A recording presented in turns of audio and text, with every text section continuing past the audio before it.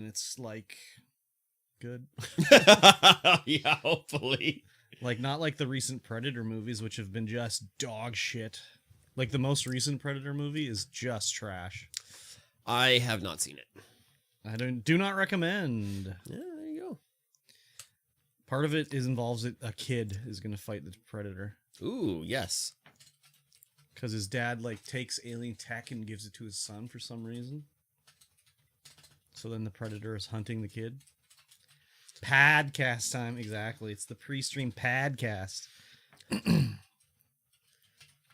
was just telling Mikey that I have to do secret references to DSP now that no one would get unless they're a true DSP fan. Like last night when I said, I'm a mature adult with a business degree. There's a couple last night I think I got away with. Yeah. But then there was some blatant milking for discussion. Blatant discussion milk. Yep. Gross. Nacho!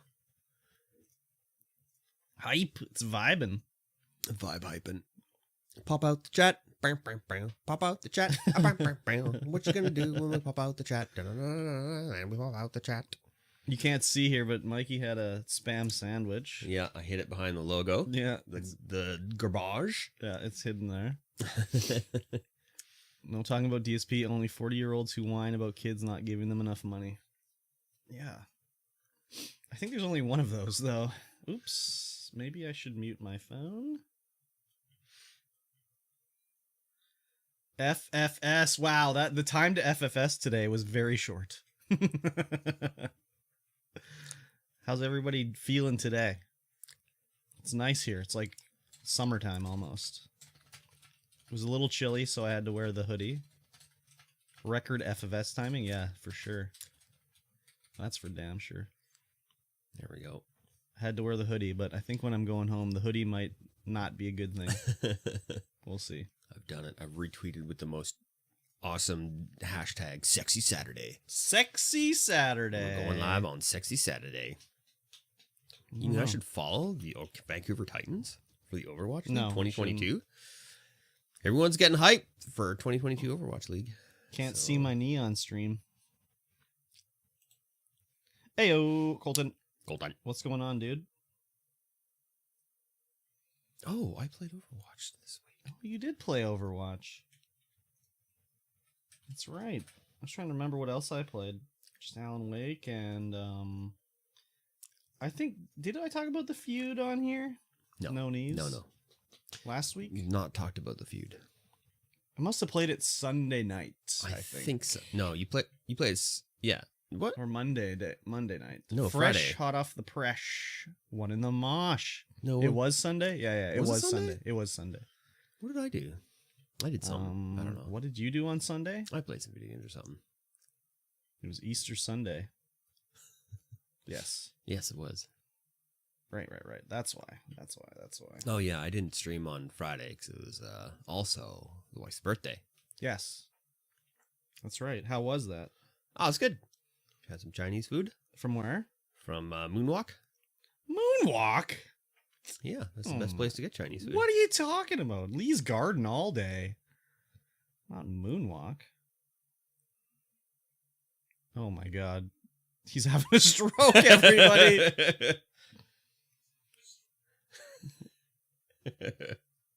Definite strokeage. Stroking out for sure. Gary's House of Chan, best Chinese food. JK Serbo. House of Kwan, you mean? House of Kwan's okay. Dragon Walk was probably the best, but they're closed. What about Dynasty Garden?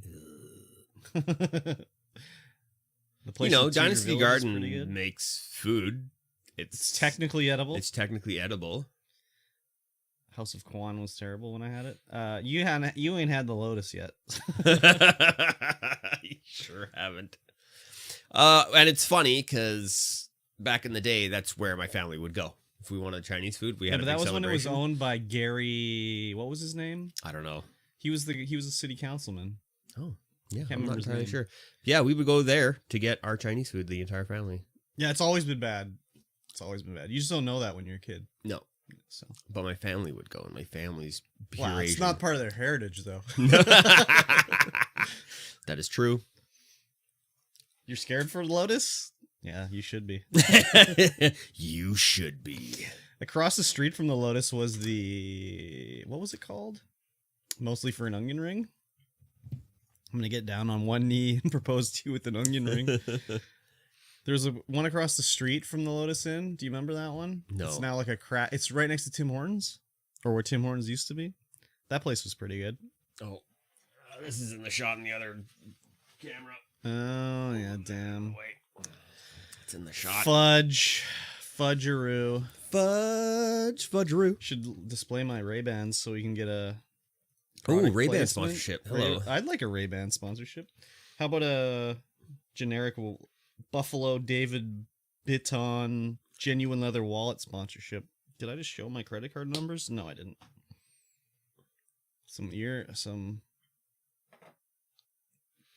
Here we go. Get the keys out of here. Hide the garbage. Can you flip the credit card around for the camera, please? Sandwich reveal when? Yeah, start harfing it up there, Mikey. Just imagine the worst two pieces of bread from a loaf of bread. Yes, the last two pieces in the bag. So both heels. Yep. Imagine 2 fried pieces of Spam. Imagine 2 pieces of processed cheese. No, that's actually real cheese. Imagine real cheese that look like 2 pieces of processed cheese. Pre-sliced. Because we're lazy around here. And then imagine the cheese partially melted. That's what it was. Except the bread part. That bread just goes in the trash. It doesn't get eaten. Actually, for me, it goes into the city composting. The bread part sounds terrible. Yeah, that part just goes straight into the compost bin. You can compost just about anything. Yeah, they're like, put your napkins in there too. It's cool. Okay. All right. Yeah, sounds good. Paper, man. They just pick it up, take it away. I don't have to do anything with it. It's great.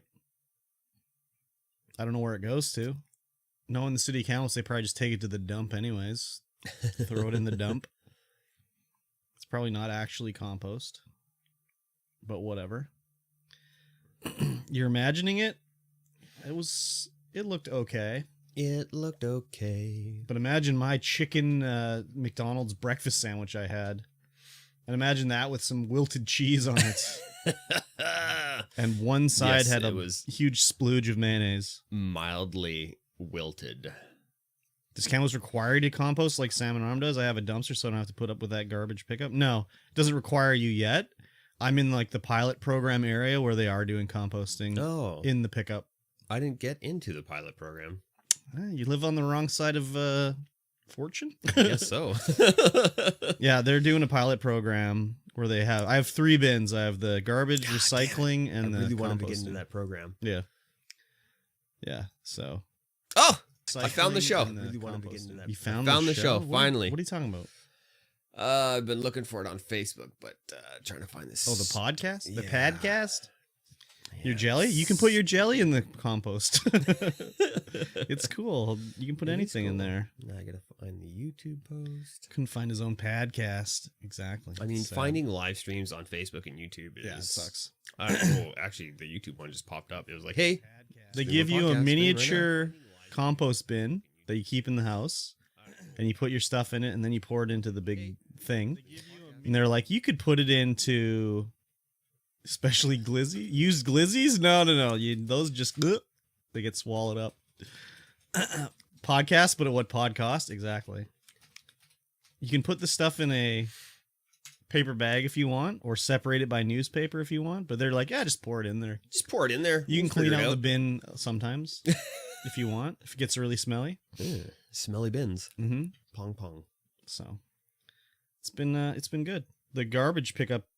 We only get garbage picked up maybe every 2 weeks. So you only put it out if you need to. So 2 weeks. Every week we get garbage pickup. Yeah, but we don't have to put it out every week because there's not that much garbage. Yeah. Everything's recycled or compost. It's true. Sounds similar to Salmon Arm, but I think Salmon Arm can refuse your garbage for any reason. Like if they think you put something like recycled in there, they won't take it. What they do here is, I think if the garbage man sees recyclables in the garbage, they're supposed to get out of the truck and put a sticker on your bin like, hey, don't do that. But I've literally never seen that ever. I've had that happen once. Oh, really? But it was because the bin was overflowing. Oh, yeah. Yeah, I don't think anyone's ever going to get out and do that unless they're like extremely dedicated to the cause. Yeah, exactly. I don't know if garbage men are extremely dedicated to the cause. They get paid enough, they should be, but... Yeah, I guess so. I'm sure it will make the bear problem even better in some areas. Well, you know how it works, though, is you keep the garbage can in the garage or carport, and the bear doesn't come in. That's why you can't put him out overnight. Yes. So, exactly. Mine back out onto the alley, so we put him out every night, whatever, because like that's where it gets picked up. Or is you picked up in the alley too? No. Wow, crazy. No, there's not enough room back there. Those alleys are tiny. Yours is. It's a little. You have driveways and stuff that I guess there's some people that have their driveway backed onto the alley in our place, but not many. Yeah, ours isn't wide enough for 2 cars to pass. So yeah, definitely not here either. Salmon Arm, you get 1 bag of Garbo every 2 weeks. Just throw it into the lake. Just throw it into the lake. No problem. Just like we could throw ours into the river. Just like you just gotta walk like 10 feet and you got an infinite garbage can. Yeah, I know. That's how they used to do it in the past. When the river's really low, you could go down there and you can see all of the shopping carts just lining the river. That's the one good thing part of Salmon Arm, though. Without the lake, they have nothing. I mean, they got the Some cities shouldn't exist. They got the hill. That's how we historically got rid of garbage. Just like, bye, garbage. Bye. See you later, garbage. Soccer carts thrown in the river. Bubbles live over there. Just a lot of crackies. Yes. A lot of crackies. Apparently there was like a shoving match between the owner and a shoplifter of the store. Oh, yeah? On Thursday that I missed. I was like, how did it escalate to a shoving match with the owner? Like, I've never been touched by any shoplifter ever. So how did that happen?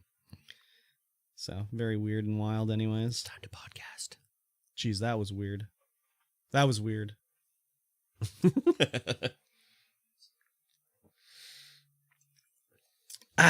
Oh yeah, I gotta face the label this way. Damn it, I can't drink it though if it's facing that way. You just bought Twitch in your imagination? Sweet. In your imagination, can you get us partner? Can you negotiate us a good contract and front page exposure? Yeah, everyone would come and tell us how wrong we are. That's okay. If I got 10,000 people telling me I'm wrong, that's still 10,000 people. Yeah, it's true. For $2. That's a steal of a deal. That's a steal of a deal. That's Justin TV worth. Yeah, exactly. Good old Justin.tv. Justin.tv. Comment with an avatar sticker? Yes, please. I've very rarely ever seen anyone with an account older than mine on Twitch. Very rarely. I like how when I try and comment on the Facebook stream, if I try and do a sticker, it puts it below the screen and I can't see it. If I try and do a avatar sticker, comments below. If I try and do a emote, regular emoji, it's up top. Yep. I can do it. Yep. Put a butterfly in and get some engagement from myself. Oh yeah, let's go. What was I gonna say? That's like on GameFAQs. I was like the 47th account created on GameFAQs. Like when they launched their forums. Yep. Yeah. I knew it was coming for like 2 months, and they were like, it's gonna launch at like 10 p.m. on this day, and I was like, I gotta get an account on GameFAQs, man. So 10 o'clock rolled around. I'm like, F5. Oh, I can register. It's like, you were account like 47. It's like, sweet. Wow, you're too slow. Dude, that's pretty low. It's a pretty low number considering there's like millions of accounts on there now. That was a long ass time ago, dude. Yes. Like a long ass time ago. I got a funny for Star Killer. Star Killer. Wonder if he'll see it. Frankie. Where the hell did you go? There you are. Frankie, why are you laying down there with your eyes closed and your head's all up? Why don't you lay your head down? What's wrong with you, Frank? Sorry to talk about you that way. He looked at me like, what are you talking shit about me for, man? I'm down here passed out. I'm leaning big time. Just living my best life. He's on that purple drank today. He is on that purple drank. He's leaning. Very good. Yes, indeed. We're only doing a little bit of a fast one today, everybody. Yeah, we'll start the show in like 15 minutes here because I have a bank appointment at 3 p.m. High Roller over here gets a bank appointment on a Saturday in the afternoon. Yeah. What's the plan for tonight? Still undecided. Yeah. I think if we haven't decided anything by now, I'm going to decide not to. Okay. and I've got my sister coming next weekend, and I need to clean her out of space to sleep. Okay. Fair enough. Fair enough. So I think I might just do that instead of doing something since we don't have anything planned yet. So I don't know what I'm going to do tonight then. We'll figure out some sort of stream, I guess. Could do Dark Souls tonight, Solenth. Or something else. Dark Souls would work. Dark Souls. Alrighty, we could make that happen. The darkest of souls. The darkest of souls. The devil's souls. The demon souls. Do some bridge jumping? I don't even remember where I was, but I think I got past the bridge part. I think you should do Polybridge if we're talking about bridges. Polybridge? Yeah, just make bridges. No. Drive cars over them. That's no. No? No. Oh, I forgot my water still. Negative. I still haven't got my water yet. Man, what a guy. No water. I talked about getting the water and I didn't get it. What a rookie. Bye, Frank. Polybridge looks resident sleeper AF. I don't know. Fart Souls. I might see if there's a deal on at Shoppers Drug Mart, and if there's a bonus redemption event. I might see if they have Elden Ring. Would you be averse to Elden Ring? You should have your new CPU today. Oh. There's Rhino's upgrade. Ooh, why do you have it? Oh, because I bought it for him. Oh. Because I bought the chip off of him that you're going to buy off of me. Oh, I see. So he gave me, I bought that for him. He gave me $200 in the chip. So I see. Because that's cheapo. You want me to take a looky-loo at the shoppers over here? I mean, they have games at my shoppers here. It's no big deal. It's more about if there's a redemption event going on, really. To maximize my savings. Maximize your savings. Because I cannot spend that kind of moolah on a gameroo. I guess I could go to the pawn shop, too, see if someone's turned it in, but I doubt that. It's probably too early. Then again, Cracky's just trading whatever when it's the end of the week. Yeah, Cracky trading. I mean, they're on the crack. They would have finished it already. I was in the, what's it called? Big Don's Super Pawn? Ah, Big Don. They were listening to 70 Soul. The guy had it on the YouTube 70 Soul like compilation video. Yeah. And I went in, it was Minnie Riperton. Do you know Minnie Riperton? I do not. She's like, loving me or loving you is easy because you're I know that beautiful. voice line. And then she's like, doo-doo-doo-doo-doo. It's like really high pitched. Like she's got crazy range, right? Like yeah. She's an actual talented singer because it's before the days of like auto-tune and stuff. And actually her daughter's Maya Rudolph from Saturday Night Live. I don't know if you remember Maya Rudolph. I do not. Okay. That was past the 70s, so I don't remember any of these people on. But anyways, the guy I think that owns the place came on. He's like, "Oh my god, you have to change this music. This is like nails on a chalkboard." I was like, "Buddy, Big you're Don. an idiot." Big Don's like, "No, I'm not into I was it." like, "You don't like Minnie Riperton? She's like one of the most talented singers of all time." You crazy? Yeah. Anyways. Yes. Bridesmaids. You seen Bridesmaids? No. Okay. I was gonna say Maya Rudolph is in that movie too. And she's in other things that I can't think of, so. Other things that you can't think of? Yeah, I mean, I've seen her in other things, but I just don't remember. Oh. Yeah. Yeah.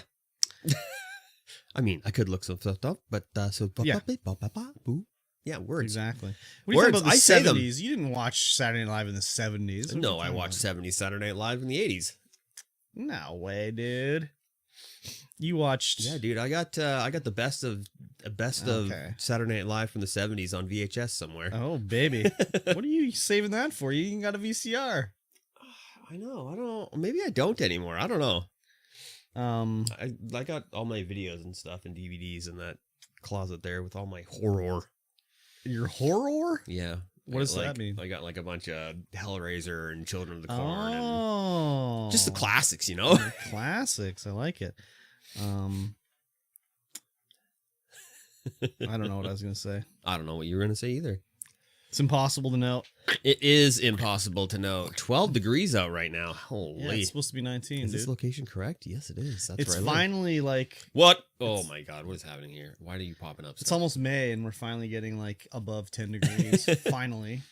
Yeah, maybe next time I go hiking, it won't dump snow on us again. Nah, you go too high up. That's true. You go too high up. We've done everything around here. We got to go higher. You got to go to... It's actually nice there too. I saw it snowed the other day, Colton. Don't you lie to me. You got to go to the Scodel Point.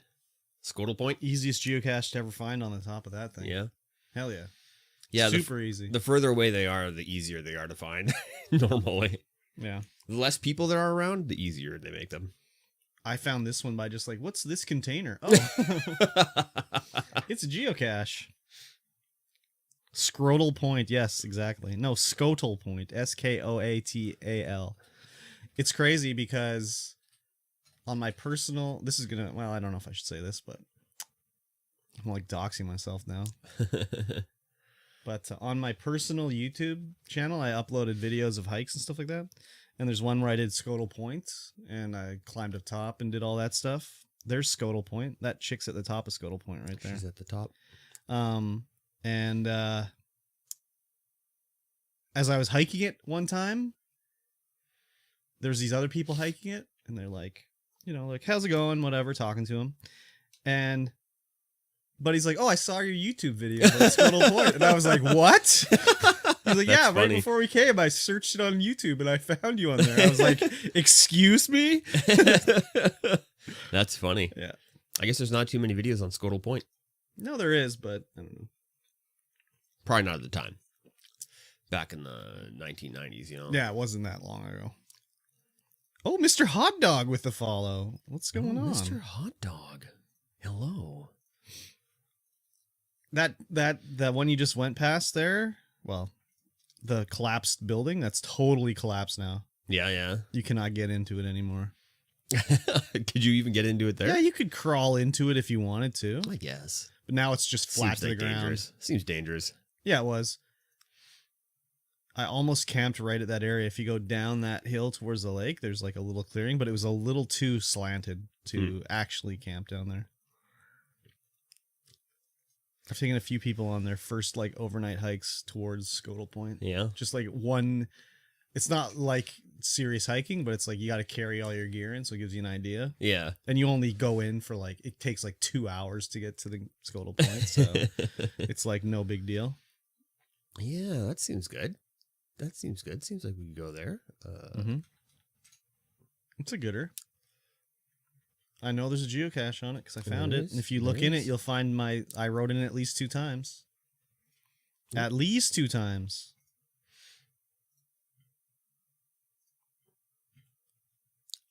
Choose a cacher name. Nope. This one? MikeyT33? Nope, that's not the right one. No. What's your cacher name? Sir Cash-a-lot? Cash Bagger? Oh, I didn't sign up with Google or Facebook. Lake? What the hell? Like around Scudo Lake? I'm like, login as MikeyT, and it's like, you want to log in as this other one? No, MikeyT. Scudo Lake has changed a lot, though, I think. Like, before it was just like a... there we go. What are they called? You park just after the camping grounds? Yeah, it used to be just like a logging camp sort of style thing, but now they made it into actual camping grounds, I think. Where is that point? Because people were stupid as fuck. It's way up north in the Bonaparte Plateau. If you just... Yeah, there it is. So you come at it from the south. Oh, yeah, there's only one up there, eh? On top of Old Scrotal. Right there. Ooh, no, there's more on the way to Scrotal Point. Down there south of it. That's the way you come in. There's a ton down here. Yeah, there's Windy Lake is down there.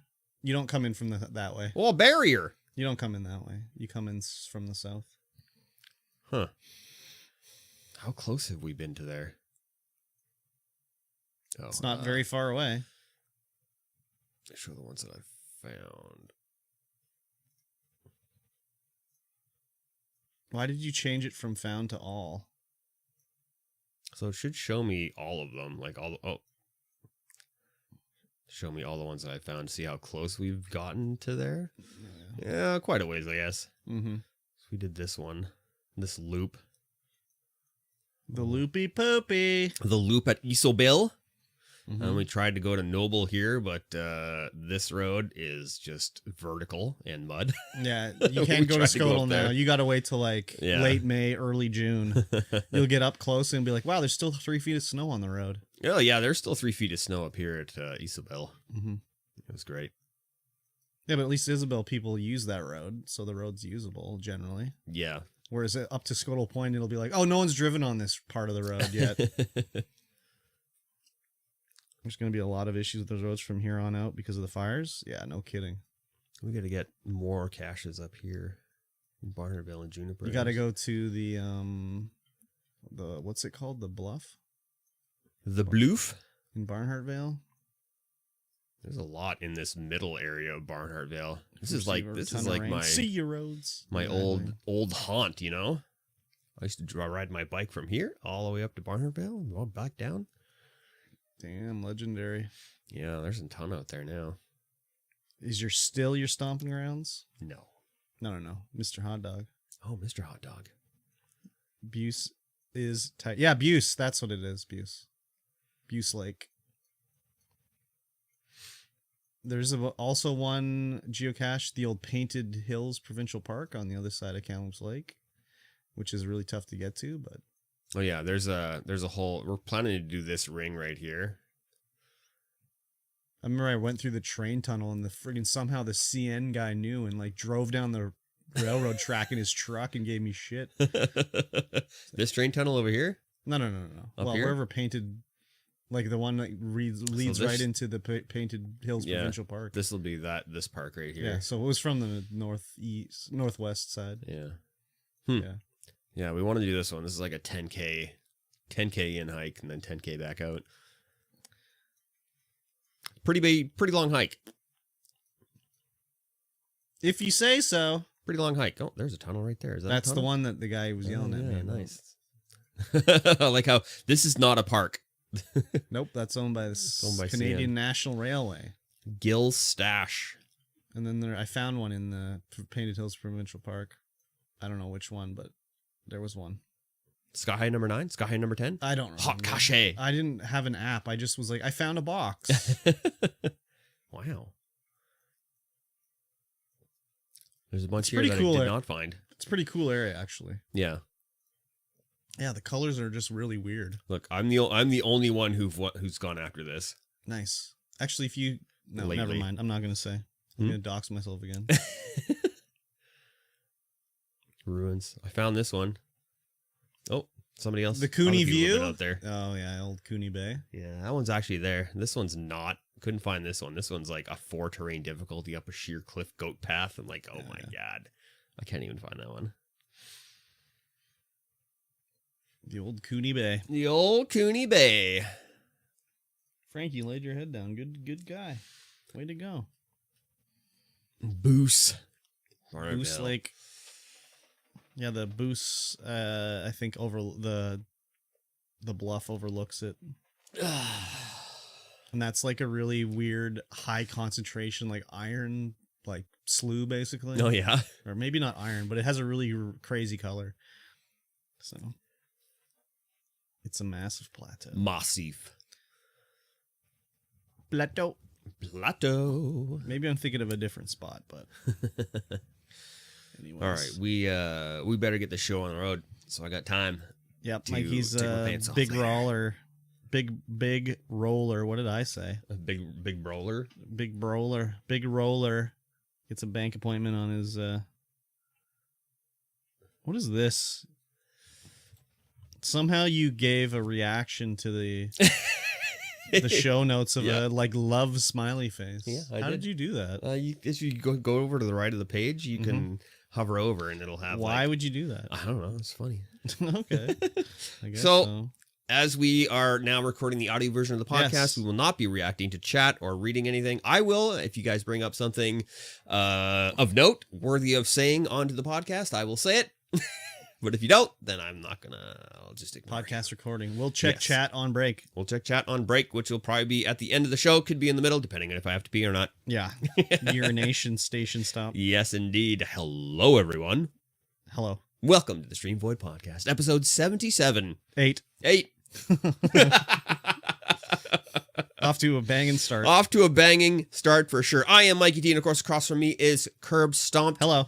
We are recording on Saturday because we've changed our date of recording to Saturdays. And you can watch us live on twitch.tv or Facebook or YouTube. And trifecta. This is the StreamVoid Podcast. It is a podcast about life and video games and everything in between. True. Yes. So I will ask you the simplest of questions. Yes. How was your week? My week was fine, sort of, I guess. I don't know. I started the week at the warehouse unloading a container load of tarps. Yes, you did. Which sucks, but I'm not in the office, so that kind of rules. But I hurt my back. I was carrying a bundle of tarps, and the skid I was like walking over broke. So I like sort of stumbled with this tarp and sort of wrenched my back a bit.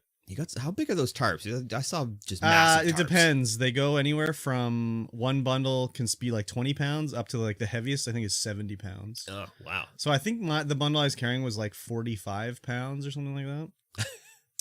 Yeah, so I should have let it. That weight. I should have let it drop. Maybe, probably. If it weighs more than your age, you shouldn't be carrying it. Or exactly. Less than your age. Less than your age, you shouldn't be carrying it. I don't know how it works. The older you get, the more you can carry. That doesn't sound right. Well, I mean, it's true up to a point. Yeah, I guess so. Yeah, there was one of the young guys was like just carrying 2 bundles by the straps at a time, and I'm like, dude, why are you killing yourself? He's like, it's fine. I'm like, it's only fine up to a certain age. Yeah. And if you keep doing it before that age, the age just keeps getting lower and lower. So, that was trying to be a hero. Yeah, exactly. So, anyways, I was there from 8 in the morning till 4:30. Like on the dot. We finished like right at 4:30. Oh, wow. Yeah, so, and, I was sore, but whatever. But then the next day it was like, oh, my back, I really did something to it. So I got up like extra early, and I was like, I better head for work early today because I don't know how long it's going to take me to walk to work. So I was there extra specially early, so I left early anyways, so that was good the next day. And then Friday, it was like first thing in the morning, man. And the woman that I do not like said something that I do not like. Oh, no. So she's the type of, rather than saying like, hey, that you need to do this, she'll be like, oh, we need to get this done. And as soon as she said we, I was like, is this the moment that I quit right this fucking second? I'm just sitting at my desk. I didn't reply to her. I'm just like, is this the fucking moment? Do I just fucking get up and leave right now? And it wasn't even anything like important or anything. It was just like, I'm so fucking sick of hearing her say we. It's like, is this the fucking moment right now? So I just sort of sat there in silence for like a minute, and then I was like, okay, before anything, I gotta talk to the owner before I do anything rash. So I didn't quit, and I just sat there. I didn't reply to her. I just sat there and continued doing my work. And then I went for lunch later in the day, and then I came back to my desk, and she had left a note saying something on it, and she'd left for the day. She wasn't feeling well, apparently, which I call bullshit on, but whatever. So I was like, holy shit, she's gone. Good thing I didn't quit this morning. So I just was working, doing my stuff, put on like some comedy show on Netflix, was laughing my ass off. Beauty. Day was great. So that was like the best day, man. It's always great when you have the office to yourself. Yeah, that's like, I don't care if she's telling like, you got to do this or whatever. It's just that I have to share an office with her. Yeah. She's so fucking annoying. It's like, she's got her fake little laugh she does all the time. Well, it's just, I don't even know what it is, but it's just, it's inauthentic. And then she'll get like telling a story. Like, I don't talk to her because I don't like her. So Like when it's just me and her, the whole day, literally, like I'll say 6 things all day because I don't want to talk to her. But then when the other ladies in the other office come in, she'll be over there telling them some story, and she'll be like doing this fake wheezing laugh, like it's such a hilarious story. And I'm like, what are you doing? Like, oh my God. But it's also just getting to be like petty, stupid things now, because now everything she does annoys me. Like she's always like, she's a mouth breather somehow. It's crazy. She can sit at her desk all day and just be like, just breathing heavy all day. And I'm like, first of all, like, okay, she's not overweight or anything. She's skinny, but she does smoke. So maybe that has something to do with it. Classic smoker. But, and then every time she takes a sip, it's like, every fucking time. It's because she can't stand the silence. Oh, that's definitely true. That's definitely making true. Noise the entire time. It's definitely true. She like when I was first moving in there, she said something like, "Oh, we all talk about our day and blah blah blah," and I was like, "Okay, like you can do that all you want. I'm not talking about you like to you. I'm not your guys' friend. Like I don't need to hear about anything that you did on the weekend. Like I don't care what you did." And they'll be talking like on Monday. Well, on Monday morning, it's just me and the one woman. Yeah. And then Tuesday is when the other 2 ladies come in. They only work Tuesday to Thursday. So then they'll have their fucking weekly catch up for an hour in the morning. And I'll be sitting there just working, and I'll be like, they're fucking literally doing nothing for an hour here. And then, oh, well, then Taylor did this. And oh my God. And like, oh, it was so funny. My son did this. And I'm just like, and they'll be like, how was your weekend? I'll be like, fine.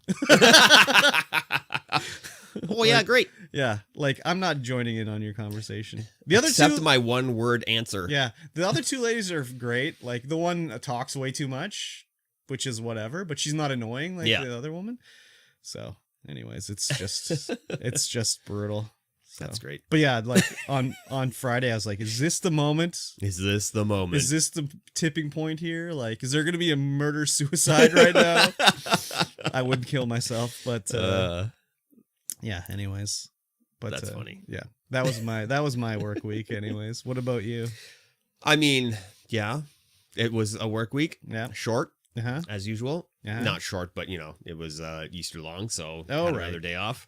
Oh yeah. Some places only take the 1 day off, but we take 2 days off. We take Good Friday off. Well, Good Friday's the holiday actually, I think, and we close the store on Sunday. Yeah. But Monday is open limited hours. Yeah, I think, but we take another full day off on Monday. Yeah, no, we don't. Two paid full days off. I like it. It's great. Makes for a short week. No kidding. Yeah, the week really zipped by. It's like, oh, okay. It's gone. Yep. I don't think I got as much done as I wanted to, but whatever. Yeah. Everyone do so much. Yeah. It's funny. The office dynamic versus your office dynamic is quite different. I mean, everyone on Monday still sits around and talks about their weekend for an hour. Yeah. And then I finally get them out the door. It's like, okay, you guys gotta go. Yeah. You can't. It's the different thing when you're like working with people that aren't like total bungholes. Yeah, and everyone gets along, and I mean, I get along with her. I do work with her and collaborate and everything, but she's just like terrible. Yeah. Like, and you don't hang out with anyone from your work after. No, hours. God, no. No, they would say stuff like, oh, we should go out and have a dinner out, fun night out. I'm like, no, I'm not coming along for that. And they'd be like, why not? I'm like, I don't even get to see my friends. I see you guys 8 hours every fucking day. Like, that's enough. Sorry to say. Like, holy. Yeah, our office is like everyone's hanging out with each other after work. Everyone's doing things after work. We all go out and like do work events and stuff. There's like 3 people that I would say be like, yeah, okay, let's do something after work that work there. But everyone else, it's like, no, I don't think so. That's fine. I'll see you at the staff party. Yeah. Even that going away party we just had for the crew leader, we had people come in who had previously worked at the company come in and hang out and be like, oh yeah, sorry man, see you going. Yeah, that's like the previous store manager. Like when we have like staff party, Christmas party, like we get him to come back with his wife and everything. And he's one of the guys that I would consider him a friend. And then there's 2 that still work there that I would say are friends with basically, but everybody else, it's just like, no, I don't think so. I don't think so. And then it's almost going to be time for the company barbecue at my place. Everyone wants to hold it at their place. And I'm like, well, yeah, sure. Go ahead. Yeah. Nobody's got a big enough yard for that like I do. I mean, I guess I'm just weird, but I'm just like, why would I want to have a bunch of people at my house? I love hosting and entertaining. I don't know. I guess that's just me. And I'm just like, no, that's okay. I'll go somewhere else. And even then I'm like, I don't really want to go. Yeah, I want to build a huge deck out the back so I can put a nice patio set on there, have people over to enjoy the fire and a barbecue. Oh, damn. I don't know. Social butterfly. Like that, I guess. Social butterfly when I'm hosting the event, but if someone else is hosting the event, I'm like, maybe I'll go. I don't know. Yeah, see, that's a double standard right there. You're not allowed to do that. Like, no, it's only if I'm doing it. Yeah, exactly. Because I do it the best. Oh, wow. Very modest about it, too. Holy. I didn't know this. That's crazy. Yeah. Yeah, office dynamics are weird. Oh, yeah. Big time. Yeah. Everyone complains to me about everyone else. I got the ear of everybody right now. Oh, yeah. There's not really anyone too much to complain about at the work, except like, the woman. And like, I can hear the other two ladies when she's not there. I'll hear them whispering and complaining about her and stuff. And like the other two ladies, like, okay, like, so the woman that I deal with, she's just an employee, but the other two ladies, like, one is the owner's wife and the other is the owner's sister-in-law. So it's like, okay, they, if she's really getting on their nerves, like, she'll be gone. But yeah, as soon as they started working in the office with her, the other woman's attitude had to change 110%. Yeah, because she was like, this is probably why I don't like her, is because when she first started, she was just like so fucking rude and everything. And then when they moved in there, she couldn't be rude anymore. Yeah. So I remember I'd go in there and ask her and she'd be like, I don't know about this. Ask somebody else. And just be like, what the fuck is your problem? And then as soon as they moved in, she'd be, oh, well, let's try to figure it out and let's work together. And it's just like, you fucking bitch. Oh, man. Yeah. So that's funny. Yeah. Yeah, so anyways. Yes. Well, what did you play? I see what you played. I know what you played, but what did you play? Tell the listeners and everyone out there what you played this week.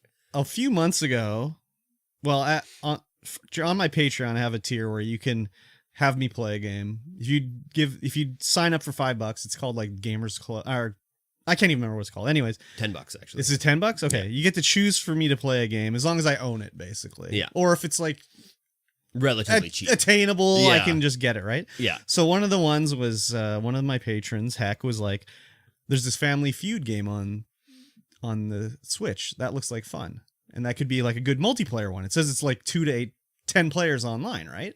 So I'd be like, oh, that'd be like one person for every family member. That does sound fun, right? So I look into it and it was on sale, so I bought it a couple months ago. That didn't work out. Like, other things happened, like I got sick and I wasn't streaming, and so whatever. It got put on the back burner. So finally it was like, let's play it now. This will be just like a thing we do. It's not mixed into the Patreon or whatever. So Heck had bought it, and I had bought it, and then one of our friends, Master of None, had bought it, and we were like, we'll play together. Anyone wants to get it, they can buy it and they can play, right? So like Solinth bought it, and then like the Tank was gonna buy it.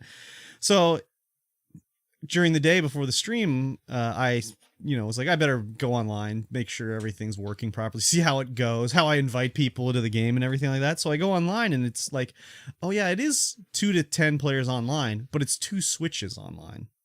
So it's 5 people per Switch. So each family's on their own Switch. It's not like you can play with like 9 friends online. You could play with one other Switch. So I was like, oh, this isn't multiplayer. So I can't even like have a game going with a bunch of people. Yeah, it's awful. So I'm like, frantically messaging everybody that hadn't bought it yet on Discord, like, don't buy it. It's not multiplayer like we thought, right? So unfortunately, people had bought it digitally and Nintendo won't refund and blah, blah. So I'm like, oh, fuck, this sucks. Like, sorry, everybody. Like Ubisoft was very like not upfront with the way they, like, you Google, like, how many people can you play online? And you go to the, Family Feud website and you can look, it's like, oh, 2 to 10. They call it coach mode, which maybe I should have known, like, that says something, but so anyways, it was like, okay, well, we'll play a game and then we'll switch off anyone that wants to play. I'll try to play with anybody that actually bought it. So I played it around with Heck once we finally figured out how to invite people into the game and get it going. And it was fun. We had we were having laughs and everything like that. But like, man, it was like a lot of fun playing that game. Like, just having people in the voice chat and like, you know, pretending you're like, you'd give an answer and be like, oh, good answer, you know, like show us that on the board and everything like that. And, you know, getting ridiculous answers and like some of the questions you would get and you'd be like, try to game it like how you think people would answer. But it's like, were these surveys were the answers faked or were they actual surveys? Because it's always 100 people. We asked 100 people. And then the answer would come up and you'd be like, how did they not get this answer? You know, like the one that really got me was like, the question was, I know that Mexico is part of North America. Let me preface this. Okay. Mexico is part of North America. I know this, but the question was like, name a country from South America. So I was like, okay, well, if they ask Joe Schmo off the street, they're going to say Mexico, right? Like, because just people are dumb, right? Yeah. But that wasn't one of the answers. So I was just like, I don't know. Are these answers real or fake? Like, I thought I had a pretty good beat on it that Mexico would have been like the number one answer because maybe they asked 100 Canadians. Well, do you think if you asked 100 Canadians, they would say like Mexico is in North America? Yeah. No. Yeah. 100 out of 100? 100 out of 100. No, you are crazy. You are crazy. 99 out of 100. No, fuck that shit, man. I bet you if you said, is Mexico part of North America, they might say yes. But if you said, name me a South American country, Mexico would be near the top of the list.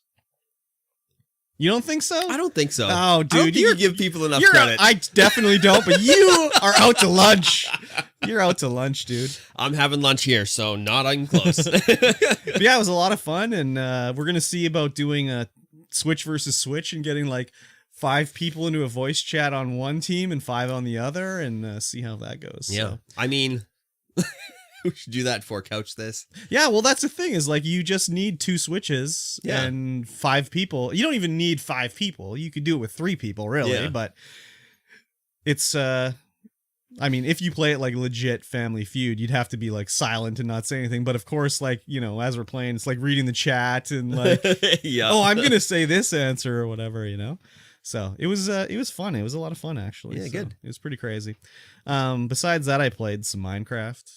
Yep. Little Satisfactory, and I played Alan Wake, but that's Game Club, so I'll save that for Game Club. And I don't think I played anything else, really. I think that was totally it. And even Satisfactory, I didn't really play that much. It didn't work so well. Like, my idea with Satisfactory was, like, I'd play Satisfactory while I was editing a video. Yeah. But, like, when I was editing the Dead Space video, there's a lot of times where I was like, oh, I have to go edit this. And then I'd play Satisfactory for, like, 2 seconds and be like, oh, crap, I gotta go edit this. And then I'd play Satisfactory for 10 seconds and be like, I gotta go back over here. So it didn't really work out too well for my editing idea. So I'll continue trying to see if it'll work, but... maybe I need to play like Cookie Clicker. Yeah. I mean, you just got to let the factory run. Well, that's what I was doing, but it would also be like, okay, I'm trying to, you know, set up a refinery or whatever. And it's like, oh, I laid one section of track. Now I got to go back to this thing and edit it. So whatever. It's no big deal. But yeah, that was about it. And I can't think of any other games I played. Oh. All right. Yeah. I also played some Satisfactory. Oh, very good.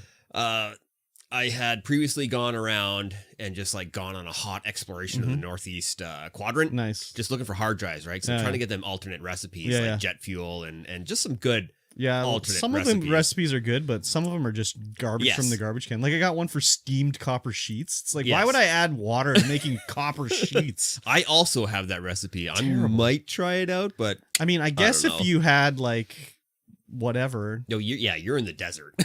Yeah, like I have very little water, but even then it's like, man, water is a pain in the ass. Like, I want to add to make copper sheets. I don't think so. Yeah. So, yeah, I had previously gone around, marked the ones that I didn't have materials for. I brought back like 3 on that journey and did them all, and I was like, oh, steamed copper sheets, I got that one as well. Yeah, and then a bunch of other garbage ones. So yeah, I went out again. I set up at my factory to do rifle cartridges, so I could just go out and blast bad boys down. Yeah. And so I had like 400, 500 rifle cartridges ready to go. So I grabbed all those. Can you kill that big, like, long-legged mother effer? Yes, you can. Oh, do they respawn? I don't know. I hope not, because they're annoying. Yeah. They ignore all base collision. They're just like, oh, I'm just gonna walk through your base, just through all the walls. It's terrible. So yeah, I actually recently just killed one with my Xeno Zapper. God, how long did that take? It took a while. I would say so. But I bashed it down and it, maybe like 10, 20 hits, somewhere around there. I'll have to remember that. I just would hit it and it would run away and bounce me like a fucking 1,000 feet in the air. Yeah, and... I got it stuck in the geometry, so I was able to just smash it. Yeah, okay. But no, it's fun bouncing on them. Well, yeah, if you land on them and don't die, Yeah. but when they shoot you off in the space or land in the toxic cloud or something like that, it's not so good. Yes. Yeah, I went out, grabbed those, came back with 5 hard drives, started decoding them. That's 50 minutes later. I know. I only got 2 done. Yeah, I was like, okay, I got to go do something else now. Exactly. Yeah, I got some other stuff set up in the factory. Not too much. I still need to go around and label everything. Yeah. I only have a couple things labeled now, but I need to relabel a bunch of stuff, so you can have better direction within the factory. Like, where am I going? Oh, I need to go here. Look at the directory. Okay, I need to go this way. Oh, yeah.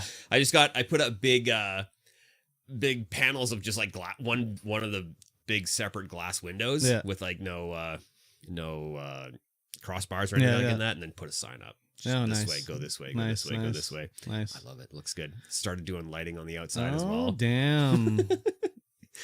I'm like, oh, I kind of want it just to be nighttime all the time now because the lighting looks so cool. Yeah, exactly. Yeah, no kidding, eh? Yeah. And then, Wednesday, I played some Overwatch.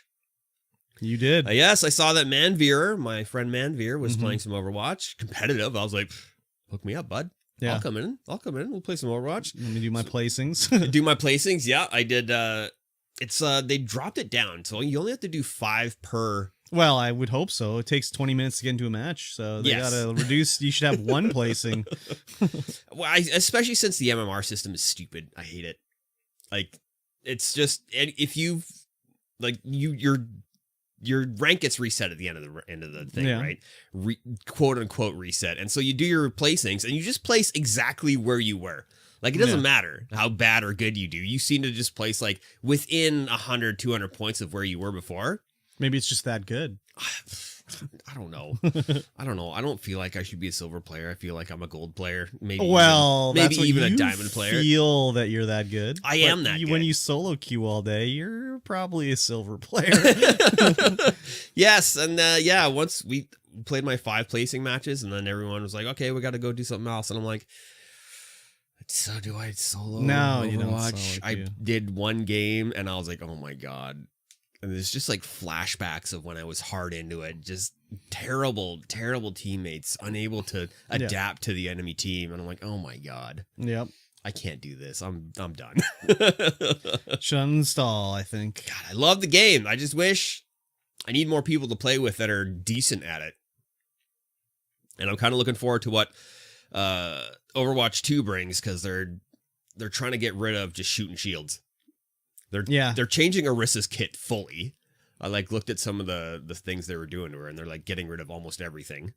Yeah, get rid of Overwatch 2 and just roll it in Overwatch. I mean, yes, they definitely should do that. But yeah, the way the points that they made where it's just you know Overwatch right now, you just spend the game shooting shields. Yeah. You shoot 2 shields. You get an Orisa, drops her shield, you destroy that shield, all of a sudden Reinhardt's got his shield back up. By the time that shield goes down, Orissa's got her shield back up, and you're like, damn it. What is this? What is this game? Yeah, exactly. So Overwatch 2 should be more fast-paced because there's not going to be a lot of shields, and you're going to be able to get more stuff done. So I'm kind of looking forward to it. I signed up for the beta. We're going to try it out, and hopefully it better be delivers. Free to play. Better be free to play. It won't be. It definitely won't Better be. It should be. It should be. Overwatch 2 should just be Overwatch 1. And it should be free to play. Yeah. It should be. I mean, there's rumor of them doing a battle pass, so maybe why not do that? Play. Just do that. They're thinking about doing a battle pass, so battle pass and packs, just make it free to play. Yeah, there's a fucking battle pass in Minecraft Dungeons, so is there? Why not? Yeah, but we bought that. Yeah, and if you want to get the battle pass, you gotta buy it. There's a free track, and then there's the premiere pack. Ooh, track. Premiere pass. Yeah. So. Anyways. And then last night, played some Apex. We didn't buy Minecraft Dungeons. What are you talking about? It's Game Pass. Yeah, that's true. That's true. Yeah, last night, played some Apex, which went I've heard of it. Not good. So for some reason, I was solo queuing gold, and it was just like everyone. I solved it. You said it. Solo queue. Well, last split, I solo queue all the way up to platinum, and it's just like, it was fine. When did the split start? This split started like a week ago. Well, there you go. I solved it. It's just been awful. Everyone that came back for the split is in there playing like everyone's like, oh my god, let's go Kings Canyon. Yep. What a garbage map. What are you talking about? I hate it. Oh my god. They made some good additions, but still some of the areas are just like, just like that middle area with those small huts. I hate that area. It's so terrible. Damn. All right. It's not good. Okay. I hate Kings Canyon. For some reason, it's only 30 days, though, this split. 30 days. The last split was 60. This one's only 30. Better hurry then. Yeah, I know. Better hurry. Yeah. So, yeah, I got frustrated. Didn't get anywhere. Lost some points. And then did some DJing. Oh, did you? Yeah. I didn't know that. Yeah, we powered it on at like 8 o'clock. 9 o'clock? No, 7 o'clock.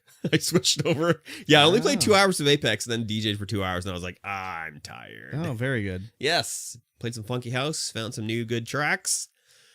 Any rapping? No, but I did have a guy in the chat wrapping it up. Yes, you did. I saw that. That was hilarious. He was definitely had some words coming out of his mouth. Oh, yeah. Did they make sense? Sometimes. Most of the times it didn't. But yeah, had a raid from Inferith from the UK. Yep. What a lad. Yeah. Handsome lad at that, too. Ooh. Yes. Ooh la la. And yeah, that was the most follows I had gotten in all year. There was a few, yep, for sure. I usually get like -1 follow per stream. And that time I got like 10, 12. Well, that's because they forget who you are, and they'll be like, who's this guy? He hasn't streamed in a week. Yeah, really? It's true. How could you forget me? Come on. I don't, not me. I'm the old boy that looks 20. Yeah, they were really like, you look like you're 25, man. I know. It's all the Vaseline I spread on the lens of the camera. Really smooth everything out. Really smooth everything out. Very good. Yes, and that's about it. That's about it, other than Besides Game Club. Alan Wake. Besides Alan Wake. Oh, so let's go ahead and transition straight into Game Club. Guys. Yes. Everyone listening to this podcast. Every week, we play one episode, one chapter, one segment of a video game. And we then talk about it at length on stream. This is called Game Club. Yes. We just wrapped Marvel's Guardians of the Galaxy, which was very good. Yeah, and you gave it a 6 out of 10? I gave it a 6. I thought it was very good. 6 is very good? Well, just all depends. It all depends. 6. It was 4 like for the gameplay, 10 for the storyline. Yeah. Exactly. 6. Yeah, exactly. Yeah, I don't know what I said, 7 or 8. I can't remember. Yeah. That was definitely a story game, not gameplay game. Yeah. And so now we've moved on to Alan Wake, and we are both playing the remastered edition. This game, sorry. Oh, go ahead. I was just going to say, this game came out like over 10 years ago, I think. Yes, you've already played through it. Yes, already. I've beaten Alan Wake before. Yes. But I was like, I wanted to re-experience it. Yeah, this is my first time playing through. Ooh la la. Yes. I haven't played a video game like this in years. Like, what do you mean by this? Like third-person horror. Yeah, you played a bit of Death Stranding. I wouldn't say that was... no, man. Those little demons and stuff, and you're sneaking around. It's kind of spoopy. Yeah. Kind of not. Yeah. Yeah, this one's way more spoopy. Yeah, it is. So, like, well, this is like made by Remedy. It stars a dude named Alan Wake. He's a writer. He's got writer's block. He's on vacation going to Good Falls. I can't remember what it's called. He's going to a little city to relax with his wife, and he's hoping to, get the juices flowing, basically. Well, that's he's not trying to get the juices flowing. Well, here. No. He's Everybody wants him to get his juices flowing. He's trying to like not think about writing at all and just like be a person on vacation. Yes, but everyone's like, hey, it's time to write another book. The checks are getting a little small. Yeah, so he's actually a really well-known writer. Yeah, he'd basically be like Stephen King if he was having writer's block, where Stephen King has never had a moment of writer's block in his life. And let me tell you, everything about this episode that I've played, episode 1, I'm like, this is just like a Stephen King novel. Well, it has a lot of Stephen King stuff to it, and also a lot of Twin Peaks, which I don't think you've ever watched, have you? No, I've never watched. There's a lot of stuff where I'll be like, this is just exactly like Twin Peaks. So basically, well, let's start from the start here. Alan Wake, they're driving to God, what I can't find, and I'm looking at the walkthrough just so I can be reminded, but I can't find what the hell the village's name is. Yeah, I can't. I think it's Good Springs or Good Falls, something like that. Or Night Springs? No, that's the name of the fake show. I can't remember exactly. But they're on the way to there in Alan Wake. Bright Falls. Bright Falls. There Bright Falls, Washington. Yes. And they have, how does it go? He has a, he's having a nightmare basically. Yeah, well, they're driving through a tunnel. It's nighttime. And then all of a sudden there's a bum on the road, a hitchhiker on the road. Right in the middle of the road, and he smashes straight into him. And he gets out and is like, what's going on? And checks it out. And this is like the introduction to the like sort of... Yeah, this is a kind of our tutorial area. Yeah, a little bit. Yeah, it is definitely tutorial because like, well, there's the glowing light that's flying around telling you like, Alan, pick up the flashlights. Yeah. But it's all like dark and mysterious and moody. And it's like, you know, Pacific Northwest, there's trees and water running and everything like that. Looks actually pretty dang nice considering it's just a remaster of like a over 10-year-old game, basically. Yeah, they definitely put a lot of effort into redoing all the cutscenes. No. No? No, the cutscenes that's the way they were. That's the way they were. Wow, those pretty good cutscenes. So you can definitely tell that it was like a 720p video up-res because you can see all the artifacts of the blackness, the, you know, sort of like the the different tones, I guess, of blackness is if you look next time, you'll be like, oh yeah, I see it. Okay, yeah, I'll have to look because I was playing it on PC. Yeah. In 4K. Yes, I was playing it on my Xbox Series X.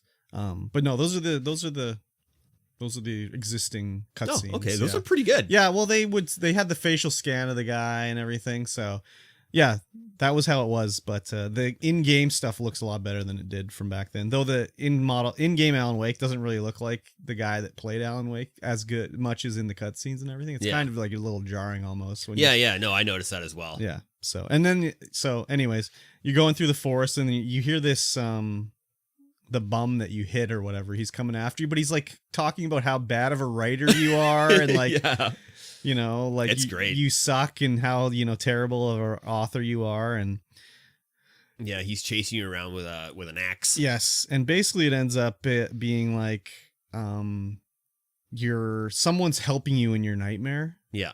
And I think the implication is it's like yourself, basically. I can't remember exactly what was going on. I'm not entirely sure. And you have to try and you're currently going through this forest trying to get to this lighthouse. Yes. Once you get to the lighthouse, everything will be good. And the whole thing of this game is like light sort of hurts the bad guys. So you'll shine your flashlight at them, weaken them, and then you can shoot them with a gun or whatever. Yeah. Once you've dissipated all the shadow that surrounds them, you can shoot them with your gun. Yeah.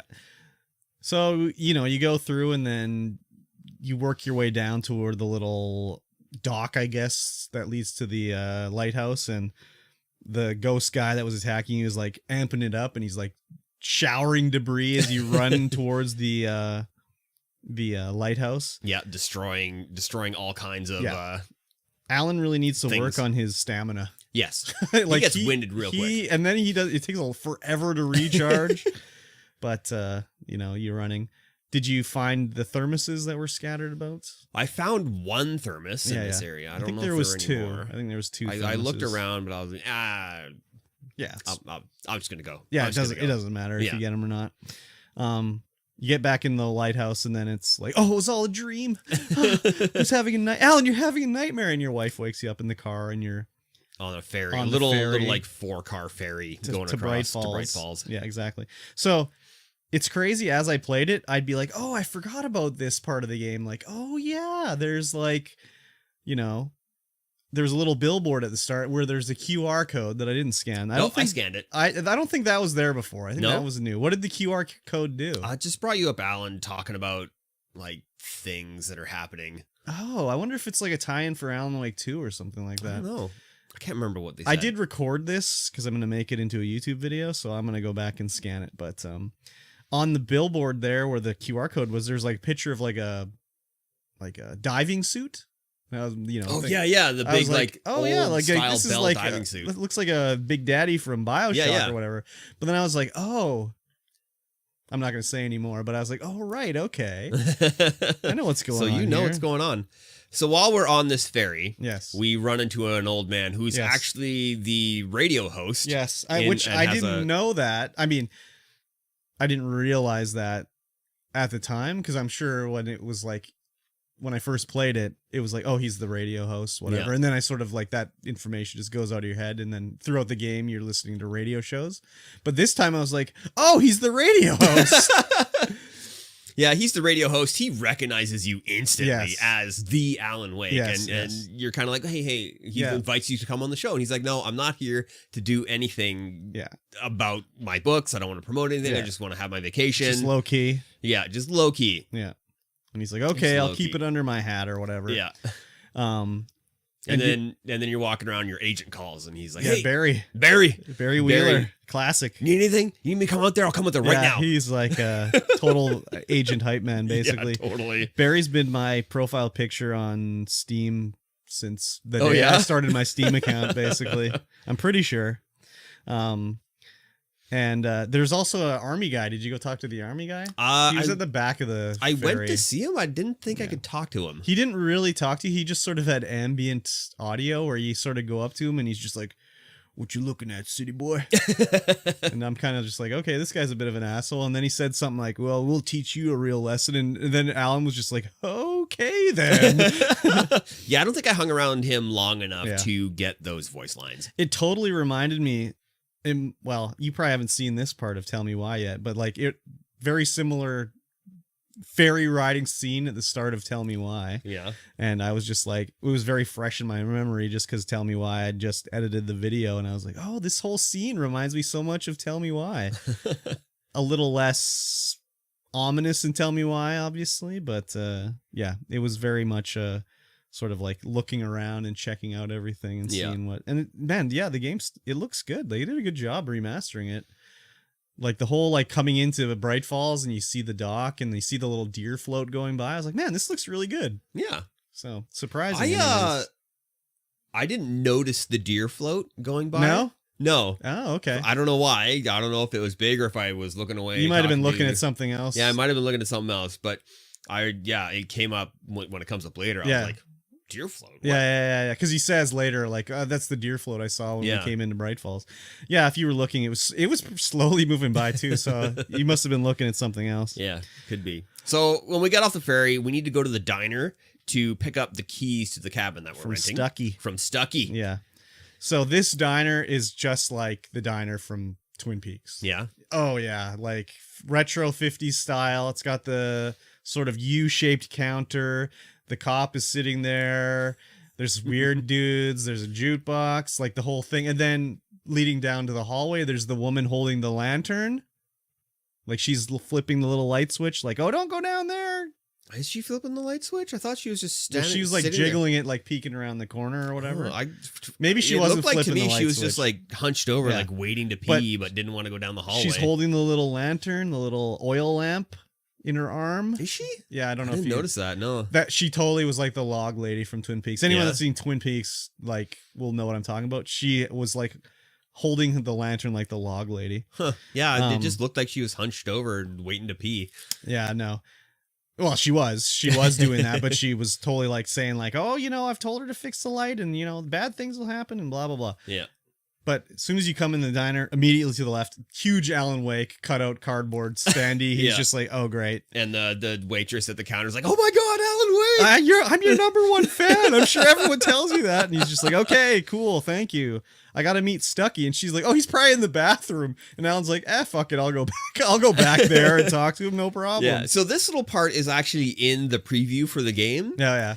But it scared the crap out of me when that old lady comes up. So you go back, you knock on the door, you're like, hey, Stucky, we're trying to get out of here. It's like, who the hell goes into the bathroom to annoy somebody about the keys? A bit of an idiot. Wow, yeah, he is. Yeah, he's a bit of an idiot. I'm like, wow. He's just like, the audacity. I think, maybe he's not an idiot, but he's just like an entitled celebrity type where it's like, hey, I'm not waiting around for you to take a shit. I need the key. I need to get out of here. But before, just to say aside, there's the two old guys that were at the diner there, and they're like, hey, did you turn on the jukebox for them? I turned it on when I came out of the bathroom. Oh, when you came out of the bathroom. I went into there, I hit the jukebox and then nothing happened. I was like, okay, I think there's music supposed to play. But then I went to the bathroom, got the key. And then you turned it on. And then it came back out. I was like, it would still had like a prompt to do something. So I was like, oh, I need to hit it. Yeah. When I remembered this, but I didn't remember it. So when they're like, hey, I really want to hear the coconut song. Like, can you turn the jukebox on? And I was like, are they really going to play like the coconut song? So you hit it and it's like, you put the lime in the coconut, you mix them both. And I was like, oh yeah, it is really there. But those two guys, the cop or whoever's there, or the old lady, I can't remember who. Oh no. Who told you? Someone tells you that those are like two old rocker guys. I think it's the cop. Yeah, he'll say they're they escaped from their old folks' home or whatever. Yeah. But yeah, they're two old rocker guys. They had a band or whatever in the past. So, but yeah, we get the key. This old bag comes out and is like, oh yeah, sorry, Stucky died or whatever. Here's the key to the. I think it's Stucky's. My husband's at home. Yeah. Actually. Oh yeah. And she's like, here's the key to the house on Cauldron Lake. And Alan's like, okay, thanks, you old crazy bag. I'm out of here.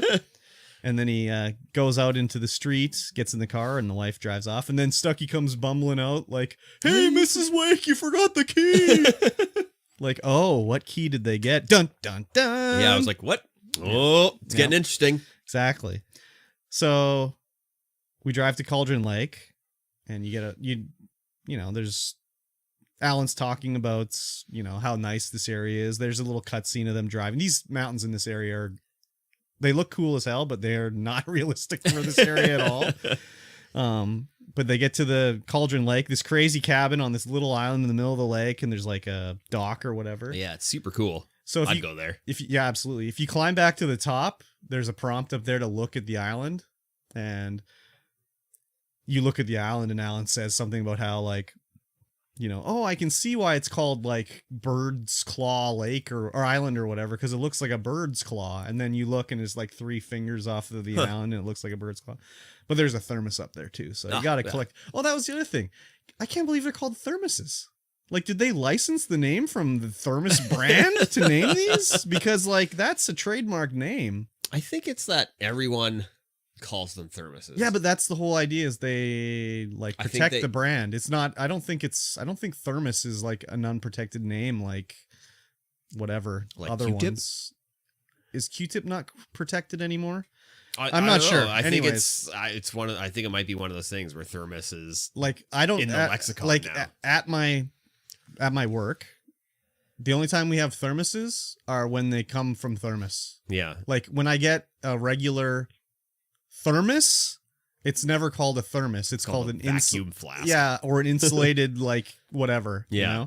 So maybe they have a deal with Thermos or something like that, but nothing comes labeled as a thermos. So, anyways, so once you go back down to the island, you cross the bridge. And what did you do at this point? I should let you go first because I've played this before, so I kind of know what I'm doing. Yeah, so I went into the wife's like, you got to get the lights on. I'm scared of the dark. Yeah. She's like really scared of the dark. Yeah. So I go inside, look around.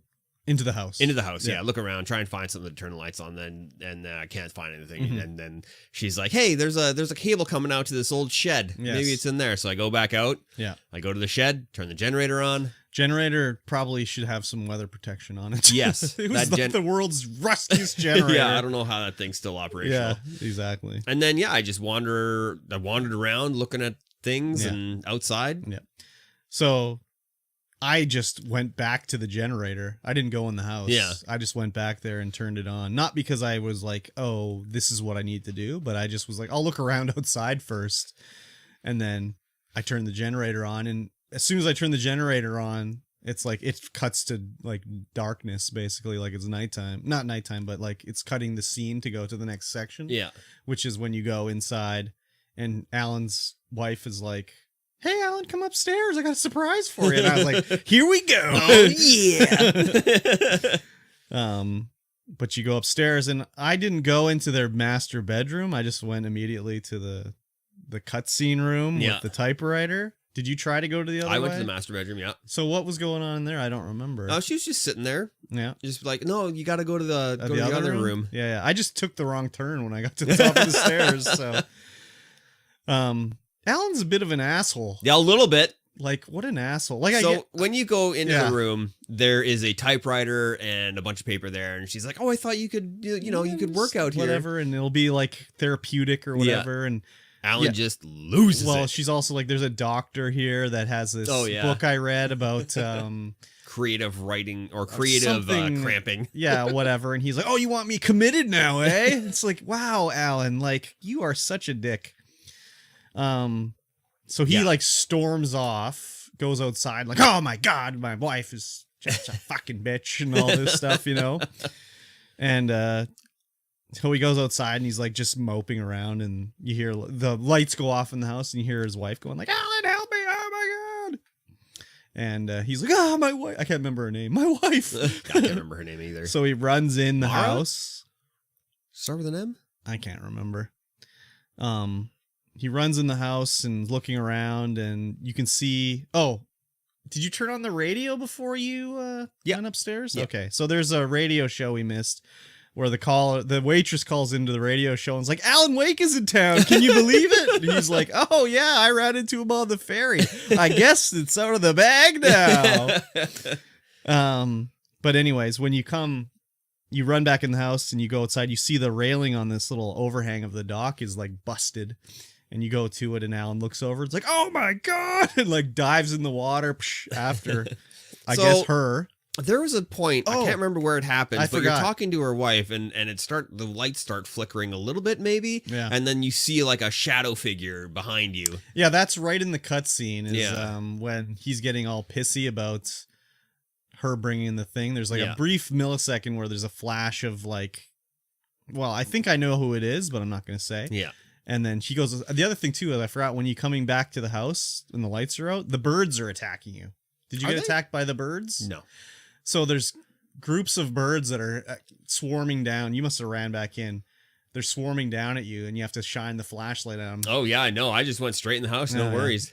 I was like, my wife, I gotta go. Exactly.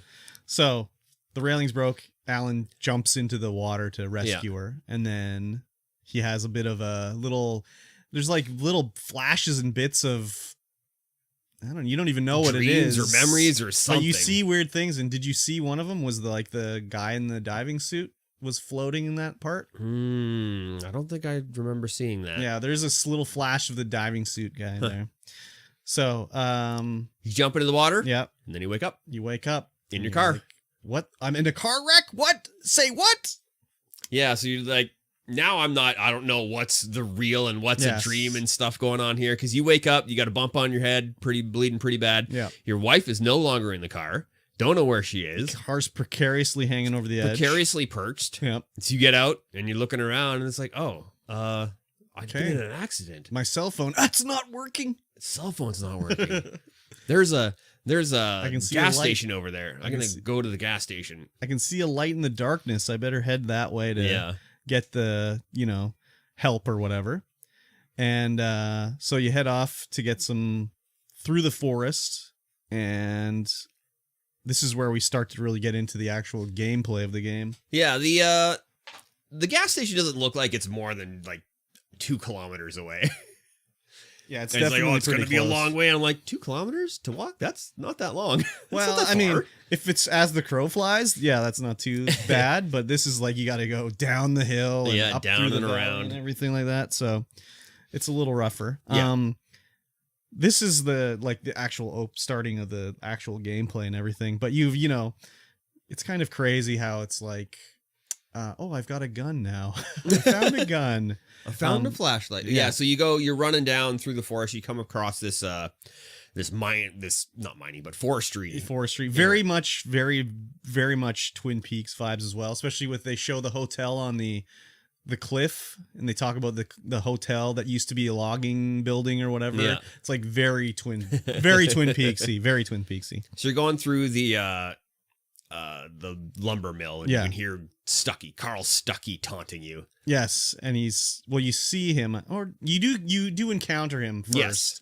He's like killed a guy, presumably. He's got his axe. Oh, right before this part too, we find, I think it was right before this, we find our first manuscript page. Oh, yeah. Which is telling the story of the story we're in as we play it, basically. So you pick up the manuscript page and it's talking about, I think this is the one where he's like talking about Stucky's, maybe you find it right after. Anyways, it's like how Stucky's axe was glistening with blood in the light and all this stuff. Yeah, and he's talking about him. He's thought about writing this manuscript, but he hasn't done it, but his name's on it. And that was the name I was going to use for the story. And, you know, you're going to get to Stucky, but Stucky's also like, he's talking about food that he wants to eat. And like, he was talking about different hot dogs and stuff like that. It's very crazy what's going on, but you sort of weave your way through this thing, trying to find your way. And you get into the little like portable building. Yeah. There's a little portable building. So this is where I died the first time. Oh. So you go in the building and there's like a gun and you pick it up and you pick up ammo and flashlight battery and everything. You're getting geared up. And then he starts up like I don't even know what logging vehicle this is, like a skid loader or something. Skid steer. And he's just like smashes into the portal and like starts pushing it off the cliff. And I was just like, oh, okay. And I was looking down to where the thing was breaking, like the building, to see like, oh, where do I jump out? But the door behind me opened up. So I'm like, where do I go? And I just was like, ah, and I just died, right? So I was like, oh, I died here. Okay. So the next time I just ran through and I jumped out the back door and was fine. But I was just like, oh, I died here. Wow. Okay. But it was crazy when you jump out, you can still see the whole, building being pushed off the cliff and the skid steer goes over and it just looks really crazy. So something must have messed up in my version because I was looking for the skid steer and it's like just sitting over there doing nothing. I was like, how is the building falling off? Like really? I imagine that the skid steer was what was pushing it off. It was, yeah. But it didn't move. Oh, weird. Yeah, no, it definitely was that. The cabin just sort of slowly slid off and the skid steer didn't go with it. It was just hanging out. I was like, weird. He just nudged it a little and it came off. That's weird. No. He pushed it right off. Because then afterwards you look down and they're like, oh, where's Stucky? Is he dead down there or what? So anyways. Oh, yeah, I didn't look down. I was like, no, I'm getting out of here. Yeah, so we continue on and basically you just, you get to, basically you'll fight these other logger guys where you have to shine your flashlight at them, break the darkness, shoot them a few times, they die. Yep. Or if you shoot them with the flare gun, it's like a bazooka. They just die, basically. So you go around and, you'll find more manuscript pages and more thermoses of coffee. Yeah, and I should point out that there's little secret areas that your flashlight illuminates and like some kind of highly reflective paint, but it doesn't show up unless you're point a little arrow to go to the left, and you go to the left, and there'll be an arrow pointing up, and you go up, and then there'll be like a little cache of ammo and whatever, and whatever. The other thing too, though, is when you're collecting the manuscripts, I forgot there was these manuscripts that have a little flame next to them, and I was like, oh, you have to play in nightmare mode to get all these pages. You can't even get them all in this medium mode that I'm playing on here. And the one other thing too is like, as I said, as I played, I'm like, oh yeah, there's like things I forgot about. There was one like little table or whatever sitting outside, and there's like a couple chairs, and there was a stack of like cans in like a pyramid shape, and I'm like, oh yeah, there's a bunch of those around the game, and if you shoot them all, you get like an achievement or whatever. So I shot that down. I didn't notice any cans stacked. Yeah, that's the thing is there's nooks and crannies. If you don't look everywhere, like you're gonna miss this stuff. But there's, as we go, Alan has more like discussions with himself about like what's going on and like what's happening. But the main thing is like, once I get to the gas station, I can make a call, everything will be fine. Yeah. And then eventually with the manuscript pages, you start picking them up and they're telling you about things that are going to happen in the future. Like I found one that said like, it's telling me about what the gas station looks like when I get into the gas station. It's like, I'm not even near the gas station yet. I found all the pages. Yeah. So I don't know how many I found. I found a few. I just found them all because I didn't really look around too hard. I explored, but I didn't do like a super thorough exploration because I needed to get through it before I went to bed. Yeah, fair enough. I did it before bed too, but I had enough time, so I knew I could mess about. So the other thing too is like fighting all these, fighting these guys and whatever. In a modern game, like nowadays game, there would be a prompt telling you like, hey, you're getting attacked from the back left. Whereas now it's just like you'll be walking and all of a sudden it's just like thunk. Yeah. It's like, oh, there's someone there. Yeah, there was more than one time where I would just be like running along, minding my own business, and then suddenly a dude will just step out right in front of me, like, oh, yeah, exactly, what? exactly, He's right there. So you can always be protected by the light. So if you're like getting attacked and you just stand in the light, you're fine. Yeah. Basically, the light is the big thing in this game. Yeah, the light is good. But there was like light. a few things where it's like we have to turn on the generator so we can do this. Yeah, or a couple little minor physics puzzles. Yeah, and whatnot. like turn on the generator so we can move these logs so we can walk across this gap and everything. Nothing too crazy. But once we get through, we finally get to the gas station and the float's there, and Alan comments on the float. So you probably like, that's when I saw the about? float. I was like, what float? I was like, okay, I must have missed something. Yeah. And then you go into the gas station. It's been ransacked. You look around. There's like a poster about the fishing day or the Deer Days festival that you could read, see what's happening about that. And there was also the other thing. I don't know if you did it. Did you watch the TV show of the Night Springs? I don't think I did. Okay, there's a TV that you can turn on, and it plays an episode of a show called Night Springs, which is basically like the Twilight Zone of this world. And this was about a guy who invented a quantum, I don't know what he called it. It was like a quantum suicide machine or something like that, where if the machine is running, he cannot die because it prevents him from killing himself in this dimension, but in another dimension his other self would die. Okay, I think I turned it on, but I didn't fully watch it. So I watched it because it's kind of funny. Like you can tell they recorded like these guys. I think Remedy's in Sweden, I think. So they don't have the best English American sounding voices. So they recorded these like videos, but you can tell that they re-recorded the voices. But anyways, so it's on a little like postage stamp size screen in the game. Yeah. And the whole story is this guy invented this quantum machine that prevents him from dying. But he plugged it in like across the conference room. So some guy's like, oh, I accidentally unplugged this. Is this okay? And at the last second, like he's like, pulls the trigger and kills himself. Yeah. But they showed this little quantum machine and you can tell they just made it out of like, it looked like a like plastic, I don't know, box. Yeah. There's a PC fan that's vertical on it, just spinning. It looks so hilarious. Yeah, it looked just like a fan from a PC spinning. So it was very funny. But that's kind of spread throughout the game is this whole like Buddy on the radio is kind of like he's kind of like is his name Art Bell? Yeah, Art Bell did all the conspiracy radio shows, right? Oh, yeah. And then there's the Night Springs, which is kind of like the Twilight Zone. And you got the hack horror writer like Alan Wake. And, it's just this whole like, sort of mythos they're trying to generate here, which is really cool. But anyways, into the gas station, the idea is we got to call the cops. So we call the cops. Up top, though, too, if you went to the left, there was a thermos way down the road. And if you ran down there, it gets into like the ghostly zone where you just keep getting attacked. They just keep spawning guys. When you're in like the little ghostly zone, enemies just keep coming. Yeah. So I ran all the way down there, got the furnace. I ran all the way down to the other end just to look around.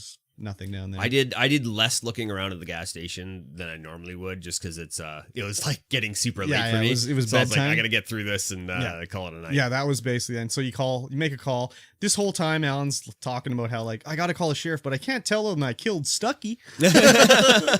She'll just think I'm crazy. Oh yeah. Before we get to the gas station, we have a boss battle. Oh yeah, that's right. That's right. Stucky is like the Flash. Yeah, he goes around like crazy. Yeah.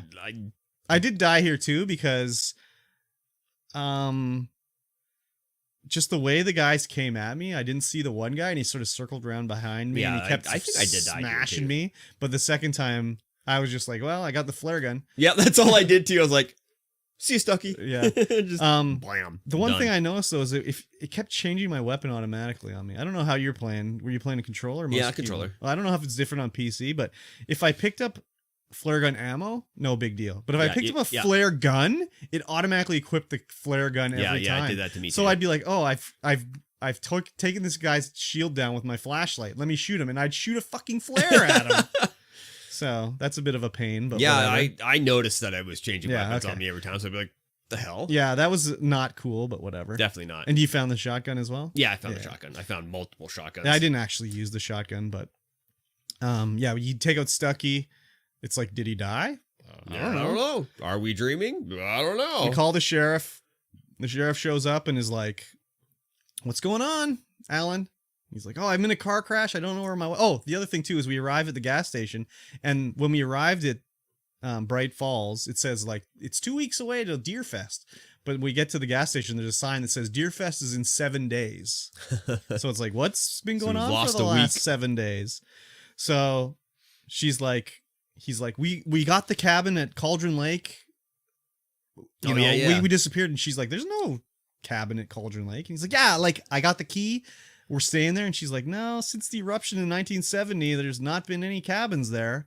So then she's like, okay, well, we'll take you to the Cauldron Lake, and then we'll go to the police station, whatever. So you go to Cauldron Lake, no island, destroyed bridge and everything. Yeah. And Alan's just like, what? There was definitely something there before, but now nothing. Yeah. Just gone. So Alan's like, what? And then it's sort of like the end of episode 1 of Alan Wake. So a lot of questions to be answered, basically. Yes. Like, what's going on here? So yeah, I was stoked to play this one again. Yeah. I liked it just as much as the first time. The one thing I will say is that I think, unless it's the difference between like the monitor and the TV I had back in the day, it's way brighter now. Like, I remember when I played it before, it was so dark. And all the time I'd be like, what the fuck is attacking me? This time, like, especially when I was walking to the house on Cauldron Lake, I was like, man, I can just see everything. So I don't know if that's... I'm going to fire up my copy of Alan Wake and just see if it's just the remastering just brightened everything up or what. But still pretty dark, though. Pretty dark game. When you're wandering around like in the forest there, it's like still super dark. Yeah. But it was, I think, even darker, unless I'm misremembering. So I'm going to dig out my copy and put it in the Series X and see what it looks like. See what it looks like? Yeah, nice. Exactly. But yeah. So I'm going to have to explore around a little bit more and yeah, give yourself a little more time. Each episode is about that long, maybe a little longer. Yeah, that wasn't too bad. You were saying like 2 hours or something. Yeah, this was about an hour and a half for this one. Hour and a half. But I also like... You probably took less time because you didn't search as much. And also I watched the whole Night Springs episode, which is probably like, it's probably like 7 to 10 minutes long. Maybe that's an exaggeration, but it was long enough to, you know, I was sitting there like, wow, this is going on for a while. So, I'm doing something a little bit different on this game too. Oh, what's that? I'm not playing on hard. I'm just playing on easy. Easy mode? Yeah. Not even medium Not mode? even medium. Wow. Not even medium. I just don't want it. I want to be able to get through the game and get through the storyline beats without being bogged down in combat. I mean, it doesn't ever really get that hard in Alan Wake. Easy's fine. Like, I'm not, you know, saying anything about it really. But, yeah, I mean, I think I beat it on Nightmare as well. Because I'm pretty sure I went back and got all the manuscript pages, so... Maybe it's because I'm old now, but I'm like, no, I just want to get through the story. I don't want to worry about a challenge. Like back in the day, I was like, yeah, give me a challenge. I'm not going to play it unless it's challenging. If it's too easy, I don't want it. But now I'm like, well, this is. I mean, again, the gameplay is not like, it's okay. Yeah, it's not like crazy or anything, but it's like more about the story for Alan Wake, anyways. Yeah, so for sure. It's not like when you're playing. If you were to play like, you know, The Walking Dead. Like game, it's like it only has the one. There's only one difficulty. Yeah, like it's nothing too crazy. If you choose the wrong option, you die. Yeah, I mean, like when I started playing through The Last of Us, I just was playing it on easy just because I wanted to get through to see so I could play Last of Us 2 to see what all the douchebags were talking about. So but how you liking it so far? Yeah, it's pretty good. Yeah, it's a pretty good mystery. Intrigued by what's happening? Intrigued to find out what's going to happen next. Yeah, it's there's still more character. Yeah, I mean, Barry's on his way. We haven't talked to Barry yet. Yeah, in haven't person. seen Barry. He's crazy. There's also like other law enforcement people and different characters to meet still. Yeah, there's a lot of cool stuff to still happen. I can remember a lot of cool set pieces where I'm like, damn, this was awesome. I cannot wait to do this again. So, yeah. Yeah, it looks really good. I would recommend anyone that wants to play along, they should totally do it. You should totally do it. It is currently not on Game Pass. It's not on Game Pass. I think it's only $29 everywhere, Canadian, pretty much. It's pretty cheap. Yes. If you have an Xbox or whatever, you can probably get a copy of the original Alan Wake for like free. Like it can't be that expensive. A free Price, exactly. I if you can't play the remastered, even on I think Steam, you can buy the original version for like $10. You don't have to get the remastered. $16.99 on Epic. Yeah, currently for the remaster. No, for the regular. Oh, the regular still like $32. And the remaster's only available on Epic. You can't get it on Steam. No, definitely can't. Let me check and see what the price is. Oh, it's already up on like as soon as I go to my store. Alan Wake, it's $17.49. There you go. It's pretty cheap, so you can similar. Definitely play along. Or you could tune into my YouTube channel the next day or two, and you'll just be able to look at the video. Next time, I'm going to try to get it out before the podcast. So if you can't play along, you can at least watch the video. Yeah. That'll be a challenge. Yeah, it sure will be. We'll see if it happens. You can do it. So I'm excited to continue on. I only played the one episode, and that's just like, damn. Yeah, I only had time to play one episode. So the other thing too is I think that going forward, what we did at the end of Game Club, we probably shouldn't do that. Like just wrap it up, just for people that are playing along with us. Yeah. Because they wouldn't have known that we were like, hey, let's just pound it out. Not that we even set out to just pound it out. It was just more like, I was like, okay, it's can't be much over. more. Yeah, they can't be much more. So, but anyways, there's no like short episodes in Alan Wake because every episode is like a TV episode. Like when you start the next one, not to spoil it, it'll be like previously on Alan Wake, and it'll give you a recap. I figured it would have. It'll give you a recap of what happened in the last episode of Alan Wake. Yeah. So, anyways.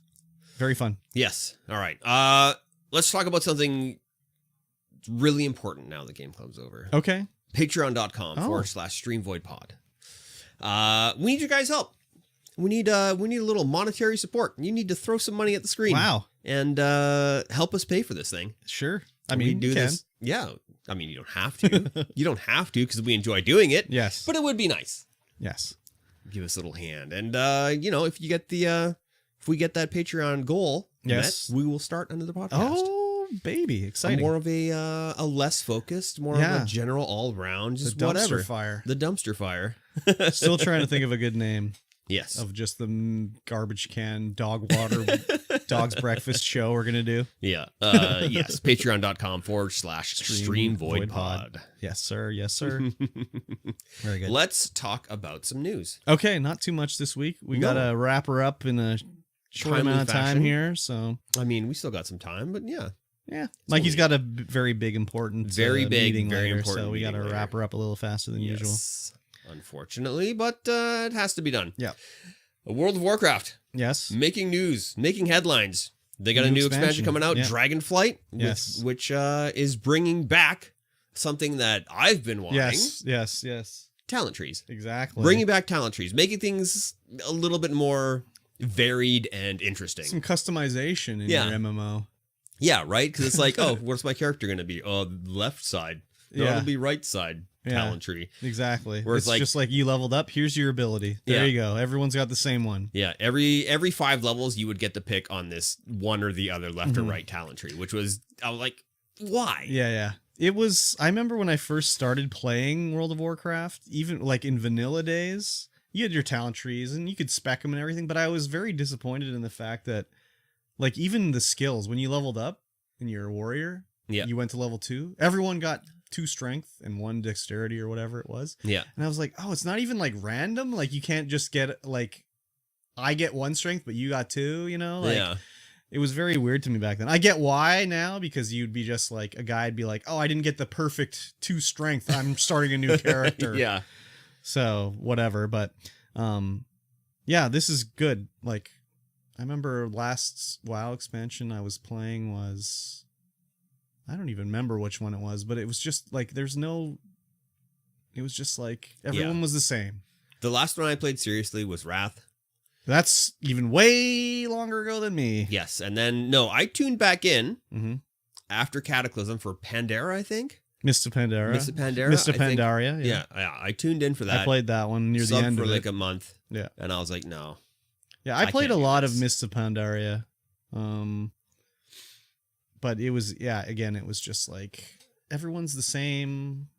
Yeah. It's dumb.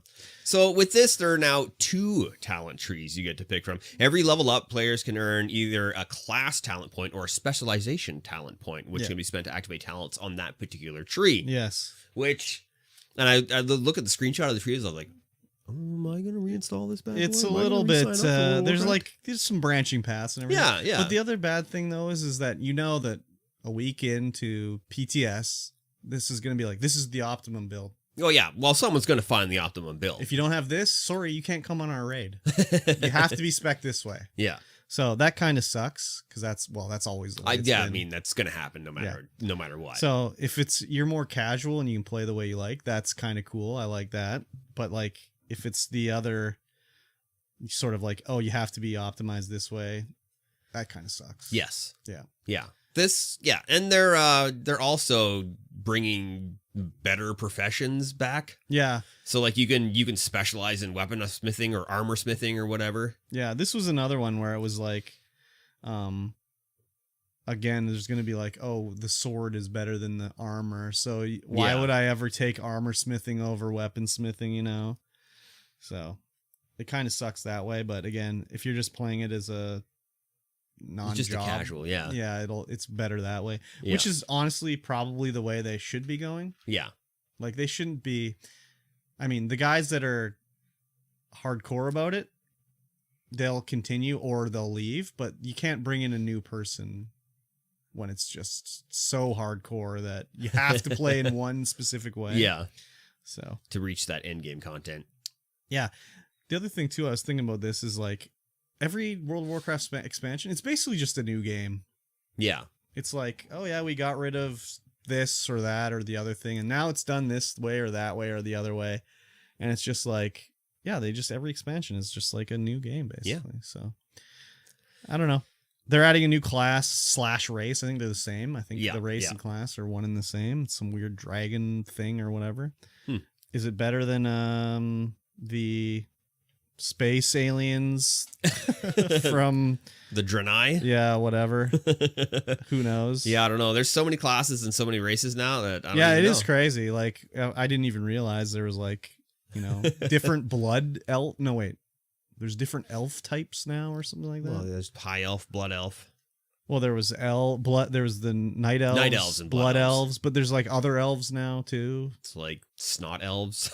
And I think maybe there's different humans too. What different humans? I can't remember, but there's like there's different gnomes or something like that.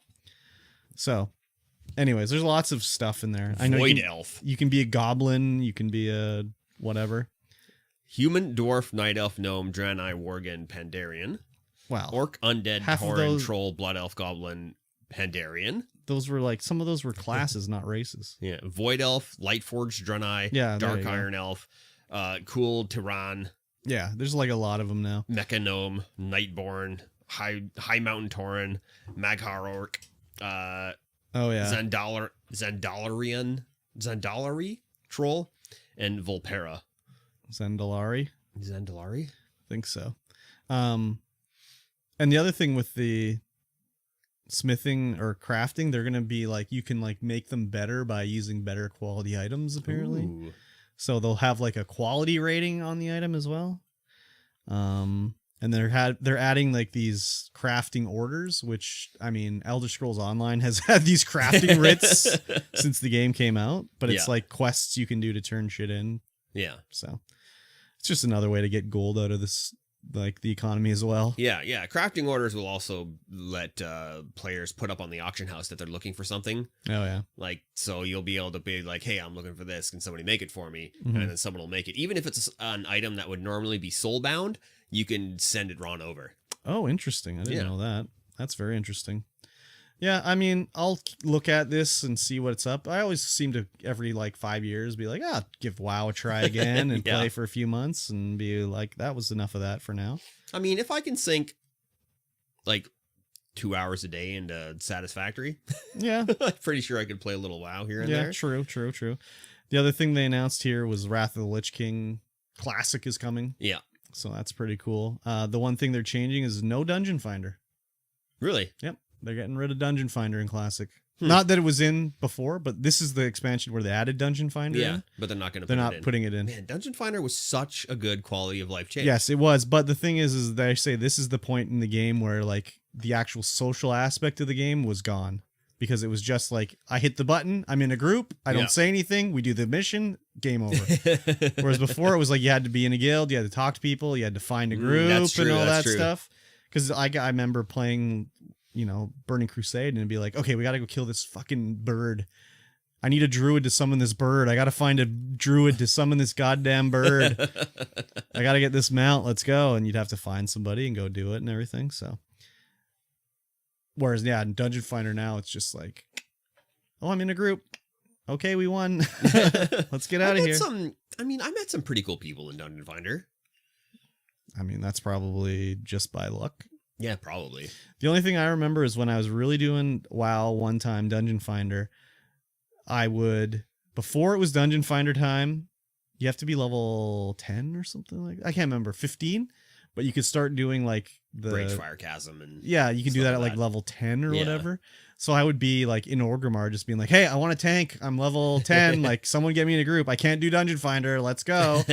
And I just did that continually. And then I just continually was using, when I could, Dungeon Finder. And I remember I would get into a group and be like, oh, I remember you from tanking this other thing. Like, we're not going to die this time. And it's like, okay, good. I have a rep here of not dying. But last time I went to play World of Warcraft, tanking was just totally different. So it wasn't fun fun as it was anymore. So it was, the last time I tried to tank in World of Warcraft, it was so hard to keep aggro because everyone was doing like 300 million damage. It just was like, I just preferred the abilities that I had that they changed. Like, I don't think you can shield throw anymore. Or you need that shield throw. Yeah. You lose aggro and somebody shield throw. Yeah, exactly. It was just like, they do that too. Like when they remove tree form from druids, it's like, I want my tree. Anyways, who knows? Tree form might be back. I don't know. Yeah, who knows? Hopefully they'll make WoW a game that I want to play again. Yeah, let's make WoW great again. Yes. And maybe Microsoft will make it free to play. No. Why not? I mean, shouldn't all these friggin' ones be free to play? I guess if you're still having to subscribe for it, then it should be free to play. Free to buy. Well, so you don't need to buy it anymore. For free, but I don't think you need to buy the base game anymore. No, you don't need to buy the base game, but you still need to buy the latest expansion. Yeah, like, I think it should just be like free to play up to like maybe it's like 2 expansions ago. Yeah. You don't get the content for 2 expansions ago unless you buy them. Or maybe it's free to play up until the current expansion and then you got to buy it. Yeah. That'd or maybe, cool. I don't know, maybe there's a bundle. I don't know. Like maybe there's a bundle where you get everything up to this point and it's just $20 or something like that. Could be. I don't know. Add a battle pass, make it free to play. Premier battle pass. They already have the cosmetic store. Yeah, I guess if Destiny can do a battle pass, so can they. Sure, why not? Store. Just put a like fiery enchant on your balls. I don't know. Yeah. Excuse me. Yeah. Speaking of balls, Nintendo's weird Super Mario anime from 1986 has been restored and put on YouTube in 4K. Yeah, this is crazy. So I didn't even know about this anime. There's a weird anime that came out like very early on. Yeah, very weird. Well, they didn't have their like Mario Bible back then with it's like you must show Mario not using a gun. Not that I think there's a gun in this, but there was a print of it that they restored, and it was only a 16 millimeter print, I think. So they figure it was like a print that was for smaller airing theaters, I guess. I don't know. But they took that and they rescanned them all, rejiggered the color and everything, and made it look good and put it on YouTube. I'm surprised that, I don't know, Nintendo wasn't like, no. But maybe this is just, it's in the public domain or something. Could be. They didn't, from what I read in the article, a lot of the stuff in this is not canon whatsoever. No, so it's just like something completely different. Oh, yeah, exactly. It's got Mario. Well, like Mario and Luigi they don't work. They're not plumbers. They work in a toy store or something. I can't remember what it said. And like the Goombas have arms or something like that. It's very weird. Yeah, I'm gonna have to. Maybe I'll just sit down and watch it. Nah, I think you gotta put a pin in it and save it for the movie time. Yeah. Yeah, it's pretty crazy. It looks interesting. And they apparently took the soundtrack from a stereo VHS or something like that. Oh. Like they had to remaster the audio from a stereo VHS of the movie. just very weird and wild stuff. So. Yes. It's good that it was restored, but I'm just shocked and surprised that Nintendo hasn't just come and dropped the hammer on it yet. But yeah, who knows who owns it? Yeah, we'll have to do that for Movie Time since it's on YouTube. Exactly. Yeah, it's ready to go. We'll watch some anime on Movie Time. Jeez Louise, what else? Do we have to watch 2 animes? I don't think so. Okay, good. I mean, we could. Nah, we don't have to. We don't have to. Yeah, exactly. Speaking of something to watch, okay, Minecraft movie will reportedly star Jason Momoa. Yeah, this is a movie that's they've been trying to make for a while, apparently. Yes. What is this? How are they going to make a Minecraft movie with Jason Momoa? Apparently, it's going to star. It's going to center on a teenage girl and her unlikely group of adventurers after the male violent Ender Dragon sets out on a path of destruction. They must save their beautiful, blocky overworld. This sounds just terrible. Yeah, Steve Carell's supposed to be in it as well. Oh, back in the day. Back in the day. Yeah. Yeah, it just, I don't know. Is it going to be animated? Is it going to be live action? Is it a combination? Like, do they look like they're Steve and whatnot? Or I don't know. Is it just Jason Momoa running around with a diamond pickaxe? Like, I don't think Jason Momoa gets to be Minecraft Steve. I think Steve Carell is Minecraft Steve. I think Jason Momoa is probably another character. I don't think Steve Carell is in this one. You don't think so? No, I think he was supposed to be in it. Maybe he still is. 6 years ago, he was supposed to be in it. No, he's not in it anymore. If you were reported to be in it 6 years ago, no, it's too late. He's moved on. There's been 4 different directors that have supposed to have been in it too. Warner Brothers Minecraft is set to be released in theaters May 25th, 2019. Yeah, exactly. He's not in it anymore. This one apparently is supposed to be directed by Jared Hess, who did Napoleon Dynamite. Oh, so that Napoleon Dynamite, classic, hilarious movie. The only other thing I've seen from him, it was Gentlemen Broncos, and that movie was god awful. I don't think I watched it. It's tried to catch on to the same weird Napoleon Dynamite. You know, look at these wacky characters. Yeah, just did not work at all. I have seen it. It was about a kid who wrote a book or something like that, and then his teacher stole the book and like published it as his own, or a comic book. I can't remember. It was so bad. Yeah. Forgettable if I've ever seen it. Yeah, it was bad. Yeah, who knows? Maybe Jason Momoa is just the voice of Steve. I don't know. Maybe. I like Steve Carell as the voice of Minecraft Steve. I mean, I don't see how this movie. It's going to be a kids movie, obviously. Oh yeah, for sure. But it's just like, why wouldn't they just do a CGI Minecraft movie? I'm imagining it will be. But like, why? I imagine Jason it will Momoa? be an engine just for voice acting. Yeah, but could you even tell me what Jason Momoa's voice sounds like? Steep and gruff, and like it's not even memorable. He just sounds like a dude. He definitely just sounds like a dude. I don't know. I guess I don't understand how Hollywood works, because like, why pay Vin Diesel all this money to fucking be Groot? Because he is Groot. Yeah, but they could have had anybody go, I am Groot. I could have been Groot. Look at this. I'm going to do my Vin Diesel as Groot impersonation right now. I am Groot. You just add a filter to it. You add a filter to it. It's done. I would have taken half as much as Vin Diesel to be Groot. Yes. Even Rocket Raccoon, it's like Bradley Cooper. Like, I can understand, like, I don't know, if you cast, like, what's that idiot from Vancouver? Ryan Reynolds. You cast Ryan Reynolds. He has a specific way of talking, and like, you can tell it's Ryan Reynolds. Yeah. But if you were to be like, listen to Rocket Raccoon here, I'd be like, who is Rocket Raccoon talking? Like, who's his voice? I don't know who that is. It's Bradley Cooper? Really? Yeah. I mean, phenomenal job, but... Yeah, but it could have been literally anybody. Could have been. Could have been the guy that did Rocket Raccoon's voice in I guess the game. The only Jason Momoa I've ever heard talk was in Game of Thrones when he's speaking Dothraki, so you couldn't even understand him anyways. Really? You haven't seen Aquaman? No. Huh. No, those movies suck. I can just tell. I didn't actually think it was that bad. I know all those DC movies blow. Oh yeah, I haven't even seen Justice League. Please leave a comment down below if you think the DC movies suck. I mean, I love DC, but I know those movies aren't good. I've seen enough of them to tell. There's gonna be someone disagreeing with you. That's for sure. Like the Batman. It's not gonna be me. I know the Batman is good. It's not gonna be me. It's not gonna be you. No. I know the Batman is good. But like, most DC stuff is terrible. Yeah, I liked Aquaman. Yeah, I'm sure it's I fine. thought it was pretty good. But like, look at The Flash or like fucking Teen Titans or Green Arrow. All these DC terrible ass shows that are just god awful from the toilet. Like, let straight them out of the toilet. Straight out of the toilet? Come on. Speaking of straight out of the toilet. What? Yeah, he brought it out of the toilet and made it good. Chris Novak, one of Xbox's big creative forces, exits after nearly 20 years. Okay.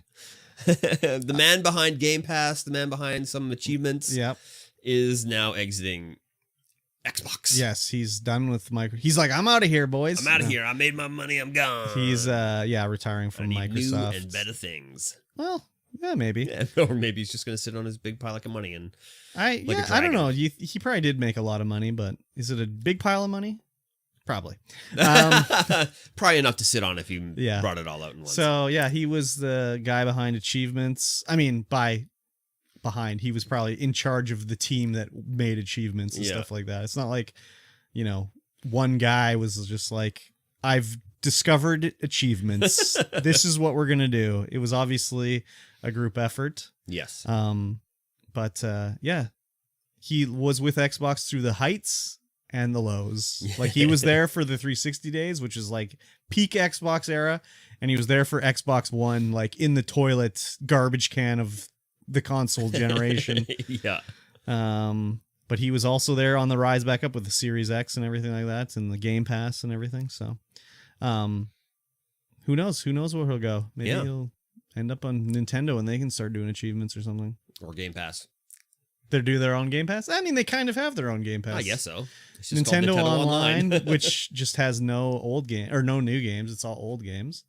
It was interesting reading the article. Like, some of the original things, like achievements. Originally, there's only going to be 5 achievements per game. Oh, wow. And they were playing Project Gotham and all their achievements were like racing based. But then they noticed people were like, oh, we want to take pictures and stuff like that. Like, use the photo mode. There's people that only played photo mode. So they were like, maybe we need to expand our horizons with achievements and add different ways to play the game, which was the original idea with achievements. Was like, you would get an achievement for doing a weird thing, like, well, in like Half-Life or whatever, where you would carry that thing all the way from the beginning of the game to the end and put it in the rocket to the end. Yeah, stuff like that. So achievements have done that for me, where I would do something I wouldn't normally do. Yeah, in games, sure. But I don't really. I'm not. An achievement. I like getting achievements, and there are games where I like them so much I'll try to get all the achievements or whatever. But it's not like I'm just playing a game to get an achievement. Yeah. Maybe back in the day I would have been. I do remember times where I'd be like, I'm not playing that game. I don't want to get all the achievements in it. But their achievements were a big addition, I thought. Yeah, I think so. They were pretty crazy. It definitely extends the life of gameplay in that. Oh, yeah, for sure. For some Especially people, if you've only getting like one game a year. I mean, it probably would have been different too if it was like I was 10 years old with an Xbox 360 and I had one game. Like, if I had Perfect Dark as my game and I'm 10 years old, I would have had every achievement in that game. But when it was like, launch 360 and I got 7 games, it's like, oh, they want me to kill 1,000 bots? Like, I don't think so. I got other games to play. Yeah, so. Yeah. Yeah, there's a lot of achievements have changed over the years too. Like, it was originally 20 achievements, 1,000 gamer score. Yeah. Now if you play like the Master Chief Collection, there's like 300 achievements. It's crazy. Unlimited gamer score. It's basically. So very, very, very, he had a lot of innovation. Oh, yeah, for sure. Or at least in charge of a lot of innovation. Yeah. And Game Pass, just crazy. Game Pass. We've talked enough. Oh, yeah, we've talked a lot about Game Pass. If you don't have Game Pass by now, what do you do? Yeah, maybe he'll go to Sony and fix their thing. Wouldn't that be good? That would be good. Man, Sony, come on. Just give us day and date, day one first-party games. Like, yes, seriously. Anyways. Yeah. Nintendo's GBA emulator for Switch Online seemingly leaks. Yes. This is cool. Yeah, so obviously the Switch has Nintendo, Super Nintendo, N64, Genesis emulators already. Yeah. And everyone's like, when's the GBA emulator going to show up, And there's been a leak online, and it looks like this is a legit thing that's been leaked that's the Switch emulator for these things, which is cool. Hopefully it's real. There's a ton of GBA game. Man, GBA games, there's a huge library and a lot of cool games in there because it's basically just like a portable Super Nintendo. Yep. So if you grew up during that era, there's a lot of games you'll be like, yes, I enjoy this game. Yeah, there's a pretty big list that got leaked. Yeah. Mario and Luigi Superstar Saga, Yep. Mario Garf, Mario Garf. Mario Garf, and Mario Kart. Yeah. Mario Party Advance, Mario Tennis, Mario vs. Donkey Kong, Yep. Mega Man Battle Network. Oh, Metro Mega Man Fusion. Battle Network. I love that game, dude. I've never Oh even my heard of god. It was like a collectible Mega Man game where you got different like chips that were basically It was basically a card game. Yeah. But Mega Man, yeah. Oh, cool. Yeah. Car Battler Joe. Car Battler Joe. Oh, Choo Choo Rockets. Doo-doo-doo. Oh, Choo Choo Rocket. Koro Puzzle Happy Panichu. Oh, very good. I'm just when are they going to do the DS emulator? That's what I want to know. Who knows? Like, they could do it side-by-side screens. Yep. Split it in the middle, side-by-side, touchscreen. Yep. EZ, PZ. Yes. See, I'm an engineer. You are. I solved the problem. You could just buy a Steam Deck and emulate. I don't... No, I want to... No, anyways. I want to be able to send my Pokemon to my newer Pokemon games. Oh. Can't do that on a Steam Deck. You might be able to. No. You never know. The modding community's out there. They might do it. Yeah, I guess so. I mean, I can play all my games, really. Still, I have a DS, 3DS, 2DS, 4DS, whatever. A 4DS? Yeah, I'm from the future. You can play through time. Yeah, exactly. Exactly. Yeah, so the only bad thing is that, again, if this comes out, it'll just be added to Nintendo Online. You won't be able to buy a GBA game, which sucks. Yeah. It's like, just let me buy one game. Let me buy them a la carte here. I don't need to buy the whole menu. Just let me get the one. Let me take the menu and then I'll buy a la carte. It's crazy, dude. It's crazy. That's like the other thing about the Game Pass for Sony. It's like you have to just subscribe to play all the PS3 games. You can't just buy one PS3 game. That's dumb. Yeah. I'm not a huge fan. That's what I like about Game Pass. Is like it's on there, but you can buy it. Yeah. And in fact, if you have Game Pass and you want to buy it, you get a discount. Yeah. It's not going to stay on here, so it's going to go. But Yeah, you unless buy it it's for a discount. Microsoft, it's going to stay on there. But yeah, the other stuff. Yeah, when it leaves, you have, I think, 2 weeks to buy it for a discount. Ah, Yeah, so nice. yeah, anyways, and again, if the games are good, I mean, that seems to be the other thing is like Nintendo, they keep choosing like some dog shit games for these things. Just give me some good stuff. Yeah.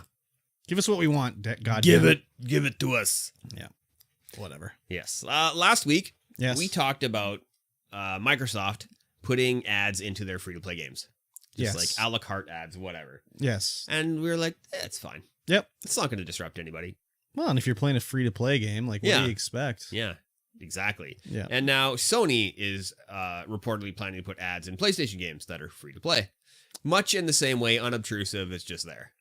Well, I mean, unobtrusive is different to everybody, I guess but it's subjective, yeah. yeah. I mean, it's a free-to-play game. They got to pay for it somehow. Yep. I mean, the idea with most of these games is you just get the whales to pay for it. Yeah. Like a guy who drops $10,000 for gems or whatever is the one that carries everybody who pays for free. But, you know, if they got to serve up ads, whatever. As long as it's not like, oh, you want to play the game? Well, watch this 30-second ad. It's like, oh, okay, that's a little. Yeah. But if it's just like, I don't know, and a billboard in the background, that's fine. And it sounds like the article is saying that they might do something like mobile games do, whereas if you want a reward, you can watch an ad. Oh yeah. So you want $5 here. Yeah, I was wondering, like, what is the point of the ad unless you can interact with it somehow? Yeah. Like if it's just a billboard in the background that's like does nothing for virtually anybody. Well, it puts it in your mind, in your subconscious. Yeah, I guess. Like, but I've seen that before. Where have I seen that? I guess so. But it's like, I think you'd want to be driven to like their website or something. So it would be like on a loading screen, like you watch this ad for, I don't know, bourbon, and it'll be like, here, click the link to go to the bourbon website and like learn about our bourbon. On a loading screen, though, that gets iffy because it's like, is that actually a loading screen? Yeah, Did I that's need to true put that too. there? Or are they just serving me up an ad? That's true too. So yeah, I was going through my YouTube feed looking for something to watch this morning, and it was just like people just complaining about this the entire way through. No, I don't think I saw a single thing about the Microsoft one, but the Sony one, everyone was just like, "Oh my god!" It's crazy how much shit Sony's been getting recently. I can't believe it. Usually Sony can do no wrong, and everyone's like, "I love the fact that I have to stream a PlayStation 3 game. That's great. Thank you for giving us backwards compatibility, even though I have to pay you more money for it." But like, it's been recently where it's just like, wow, they're really. Is it just because no one can buy a PS5 and they're all just frustrated and lashing out? Could be. Yeah, it's crazy. So yeah, everyone's like, "This is the worst thing that could ever happen." I'm like, in a free to play Microsoft game? just announced it last week. But it's a free to play game. Like, stop complaining. Are these guys playing Neverwinter Nights or something like that? Maybe. Or Neverwinter? I don't know. No one should play that game. But seriously, like if you saw an ad in that because you're playing for free. That's a small price to pay. It is a small price to play. Especially since now you don't have to have PlayStation Plus to play a free game. Yeah. Or you never did. I think Microsoft just changed it so you don't need to have gold to play a free game. Yeah. So. It's a free game. It's a AAA free game. Just accept the ads. It's fine. Does AAA and free go together? Yes. In what way? Fortnite? I don't know if I'd call that a AAA. I'd call Fortnite a AAA. It's making AAA money. It's making quadruple A money. Oh, well, whatever. Yeah, I mean, Call of Duty Warzone, made by a AAA company. Battlefield 2042. That's AAA free to play. That's not free to play. It's not. Free. It should be free to play. It should definitely be free to play with the amount of bugs that we saw. Yeah, they should just let that be free to play. Probably. Yeah, they should probably just let it die. Now they got to try to save it. EA always does that. Well, they'll work at the game for 3 years and be like, actually, no, we can't save it. Can't do it. Anthem, we can't save it. We'll just throw it in the garbage can. Oh, man, that's funny. Speaking of the garbage can. Yes. China cracks down on live streaming of unauthorized games. Say what? Yeah. So on Friday, all internet platforms are strictly forbidden from streaming titles that the government has not approved. Okay. Technically, China is always required for games to be fully licensed by the government before they're distributed or streamed within their country. Yes. But, you know, people have just been like, whatever. Whatever. We're not living in a communist dictatorship. But now they are starting to really crack down. Yeah, they've been cracking down on gaming for a while. Like a few months ago, they were limiting children from playing for more than an hour or something a day or something. Yeah, like I know that China has very specific rules for games. Like World of Warcraft had to be re-released in China with a separate company because they had to remove like skeletons from the game. You can't show a skeleton or something like that. So Undead had to be totally changed. And yeah, there's all sorts of rules. And I know it says here one of the games that they're really Elden Ring is one, and I'm sure there's lots of skeletons in Elden Ring. Yeah, and Elden Ring had been getting a lot of views in China over this time since it came out, and so it's like, no. I can't believe they're cracking down on media. I can't believe it. That's crazy. Yeah, so, I mean, that's kind of what the China is, really. Yeah. It's just the way it is there. It's just the way it is. Wow, okay, very good. Yes. Yeah, I wouldn't want to live in China. No, it kind of sucks. Yeah, exactly. Kind of sucks. Cracking down on all the video games. Come on. Yeah, not a lot of freedoms there. It's also like, I mean, Australia also has a lot of trouble with games too. Yeah, like they banned RimWorld. You couldn't play RimWorld in Australia. That's odd. Well, it's because of showed positive description of using drugs. I think because of the smoke weed or smoke leaf, I guess is what it's called. So. I mean, they'll change that sooner or later because Smoke Leaf is coming. It's coming out in style. You think it is in Australia? I don't know. The rest of the world's going to have it legal. The problem in Australia is that they're like, games are for kids. We can't show this to a kid. And it's like, no, that's not exactly what it is. That's not a kid's game. It's another thing where you need to get a gamer to be prime minister in Australia and then things will change. Yeah. Until the old people stop being the boss. Like, I don't know what's going on in New Zealand for video games, but I don't ever hear about that. But Jacinda's like 36 or something like that. So she's probably playing Candy Crush. Crushing that candy. It's not going to crush themselves. No, you sure won't. They're not going to crush themselves. You got to crush all of that candy. Exactly. Yeah. You going to play Elden Ring? No. Oh, No. Okay. But when's this WoW expansion coming out? Next year, I think. I don't know. Wow, you got the WoW fever all of a sudden. I'm interested to check it out. Okay. I'm interested to check it out. What is it? Dragonflight release date. Yeah. Is there a listing of games they're cracking down on in China here? Not in just just generic crackdown. It's coming. Smarten up. You better ship up or shape out. Shape up or ship out. Shape up or ship out. Yeah. That's crazy. November. Oh, okay. As the rumored release. They better. After the last one, they really effed it up. So. Yeah. Sorry, go ahead. Did they really F it up? What was the last one? I don't know what it's called, but everyone hates it. No, it is like they basically had 9 point whatever. The second update took like 6 months. There's such an amount of time between additions and everything. So, I'm gonna sign up for the Chinese streaming website. What do you think it's called? I don't know. Chinese YouTube. Start streaming on there. Become a Chinese superstar.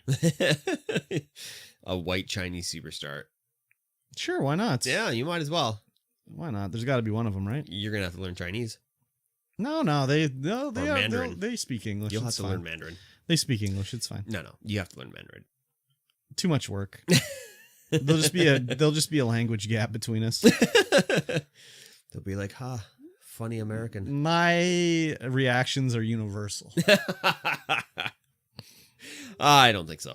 Anyway, that's going to bring us to the end of the podcast.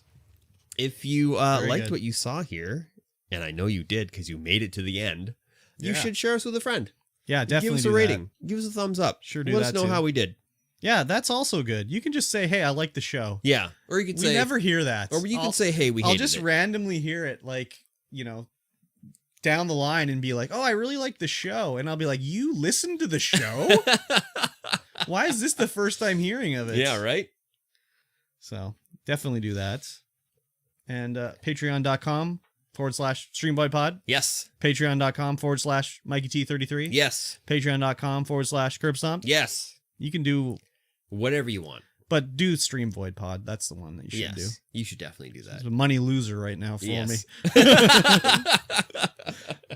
Yeah, get in there. You get access to all of the There's content. A lot of shit there. We record. There is hours of content that you are missing if you are not supporting the Patreon. Because you also get the podcast early. There's an hour of content before we even start. I show up at 10. Mikey starts recording at 10.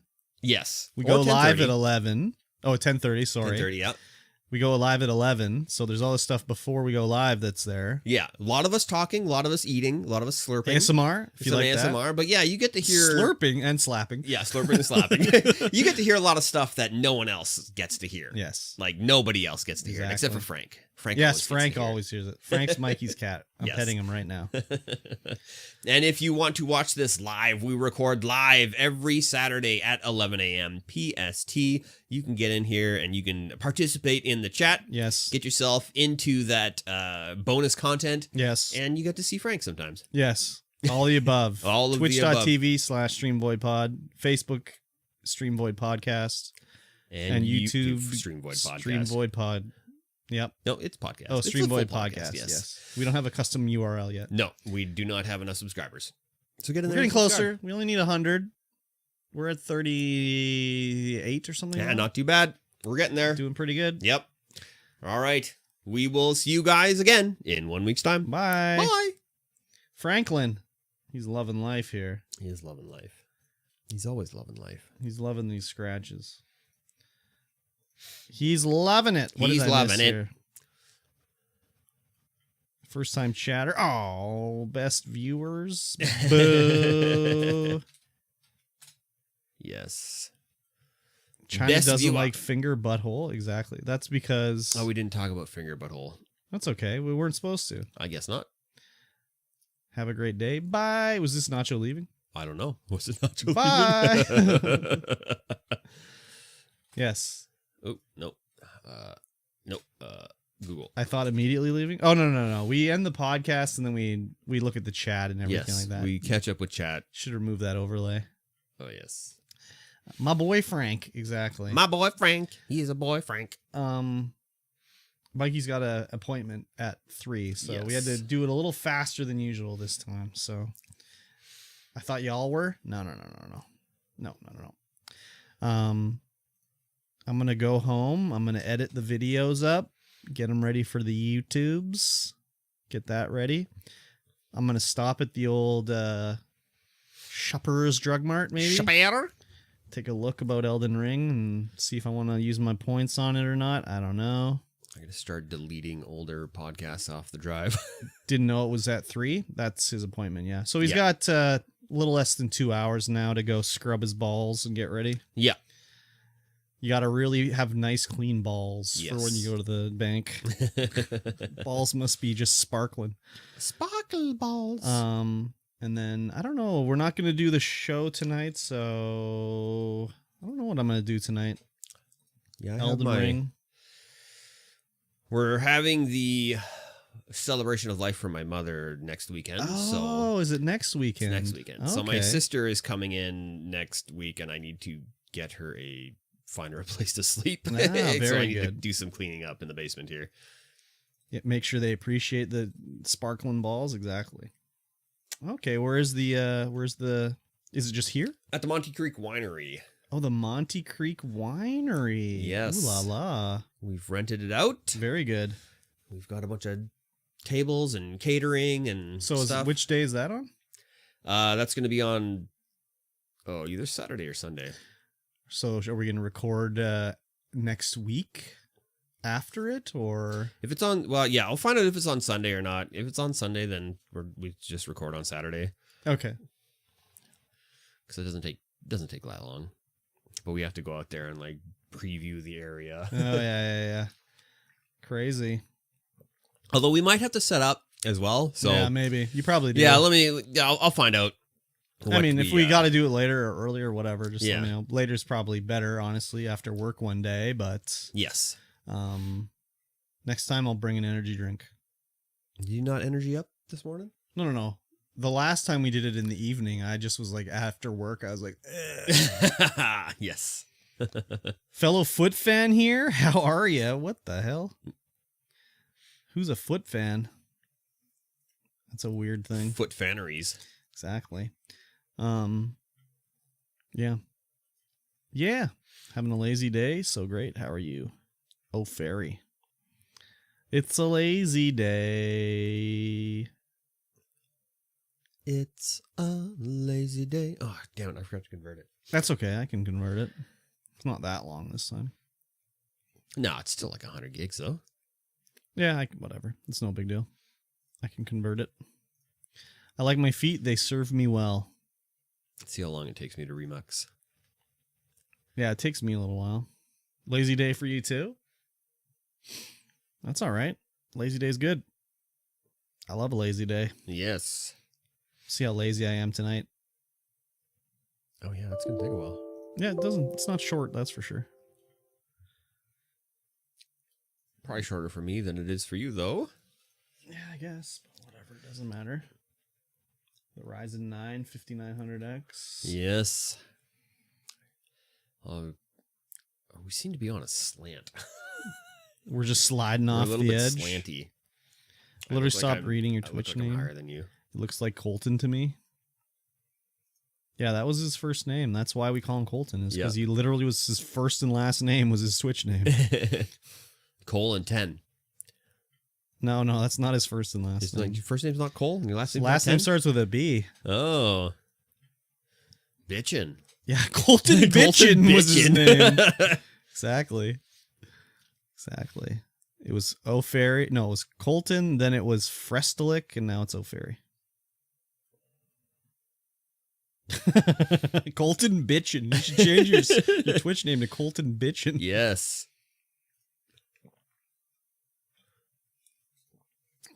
That's a good name. I like it. I like it a lot. He still has his full name on stream? No. You gonna change my last name now? He still has his full name. Oh, on Steam. Yes, he does have his full name on Steam. Yeah, he does. Yeah, you should change your name on Steam, too. Wasn't it Starkiller who I was like, hey, is that your birthday? You should change your name. He's like, it is. I will. Starkiller. Yeah, you can change your name on Steam like an infinite amount of times. So yeah, I change my name every time I play Apex. Yeah, exactly.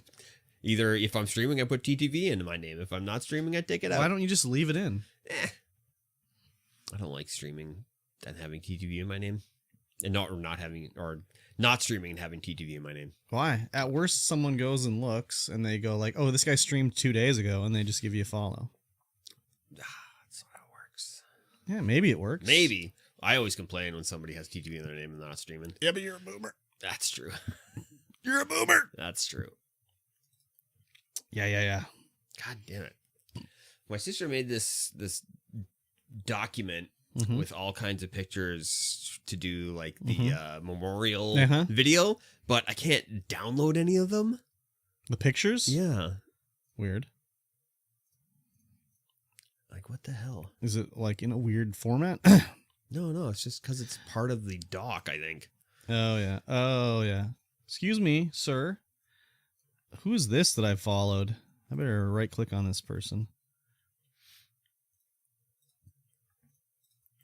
I don't remember following someone named Unfriendly Shark Cuddles, but apparently I did. This is a shark VTuber? What? What? Let me in there. Playing Fortnite. I do not know why I'm following this person. Oh, this is Squirrely Vision. They changed their name? What? That's so weird. This was someone from Grounded. No, we're getting an ad. Yeah, this was a Grounded person that's changed their name to Unfriendly Shark Cuddles. Yeah, this was Squirrely Vision. Oh, yeah. I have 1,000 channel points, so... Yeah, I have 4,000. Okay, so I know who that is now, but...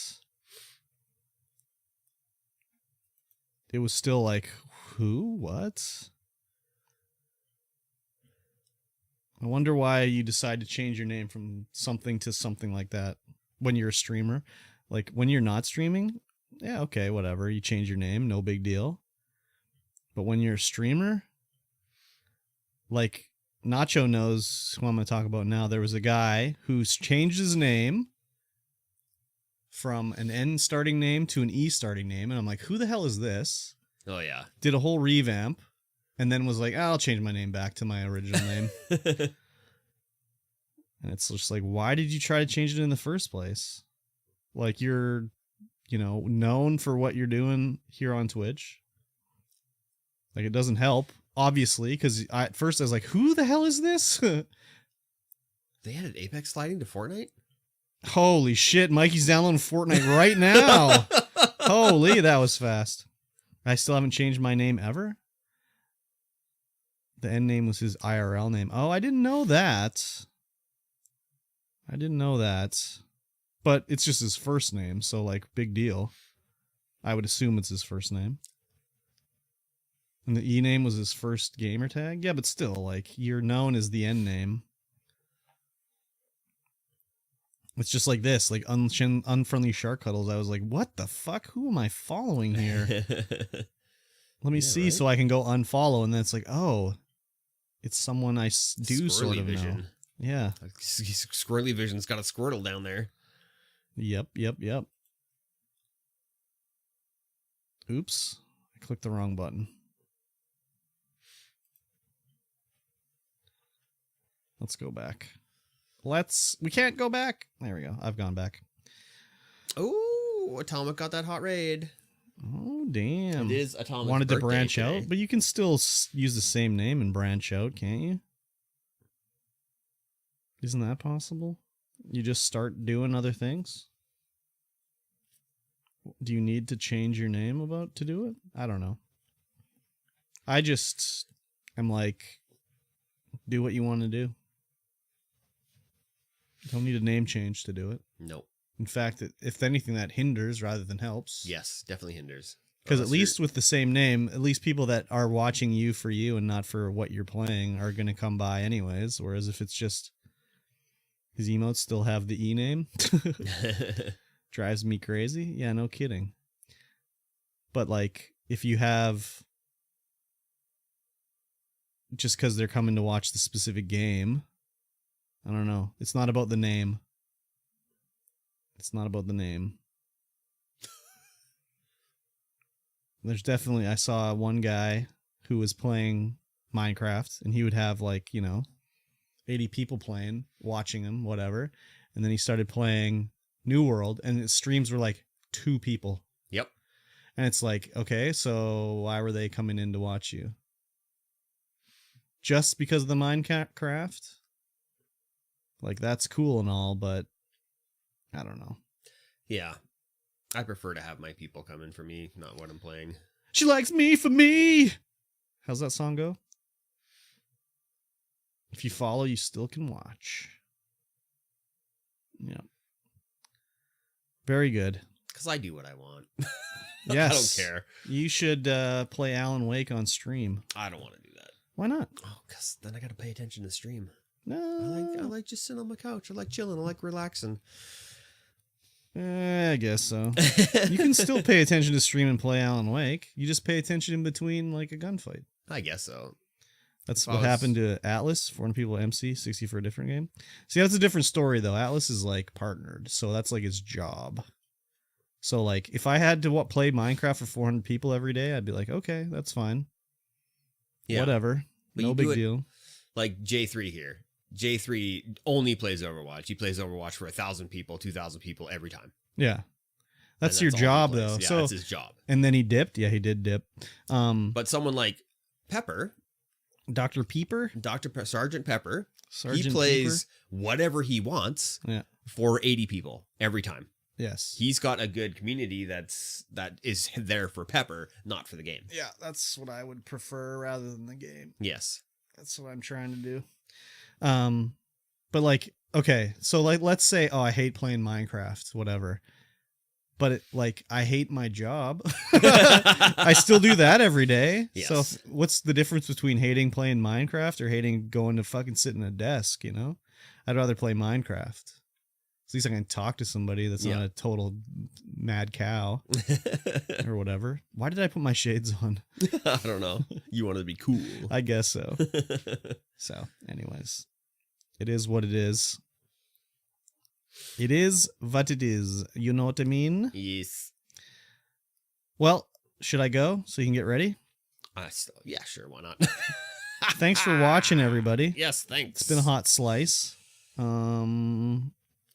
We might not be back next Saturday. Yeah, but we might be. All depends on how things go. We'll see. We'll let you know. Keep an eye on the socials. If you haven't hit that follow button, you should smash the follow button. I ate cookies for breakfast. I had a McDonald's breakfast sandwich, so that's probably just as bad. I have an incoming friend request from someone with no mutual servers and no mutual friends. Perfect. You should accept that. I will, and they'll be like, hey, join my crypto club. Yeah. Have a great day. You too, Nacho. Thanks for coming by. I'll accept it and see what they want. They're going to send you a, anime donger. I don't think I've ever gotten sent an anime donger. That's too bad. Yes. That's too bad. Yes. All right, everybody. Have a fine day. We'll talk to you later. We don't know how it works. I don't know how to stop it. Goodbye.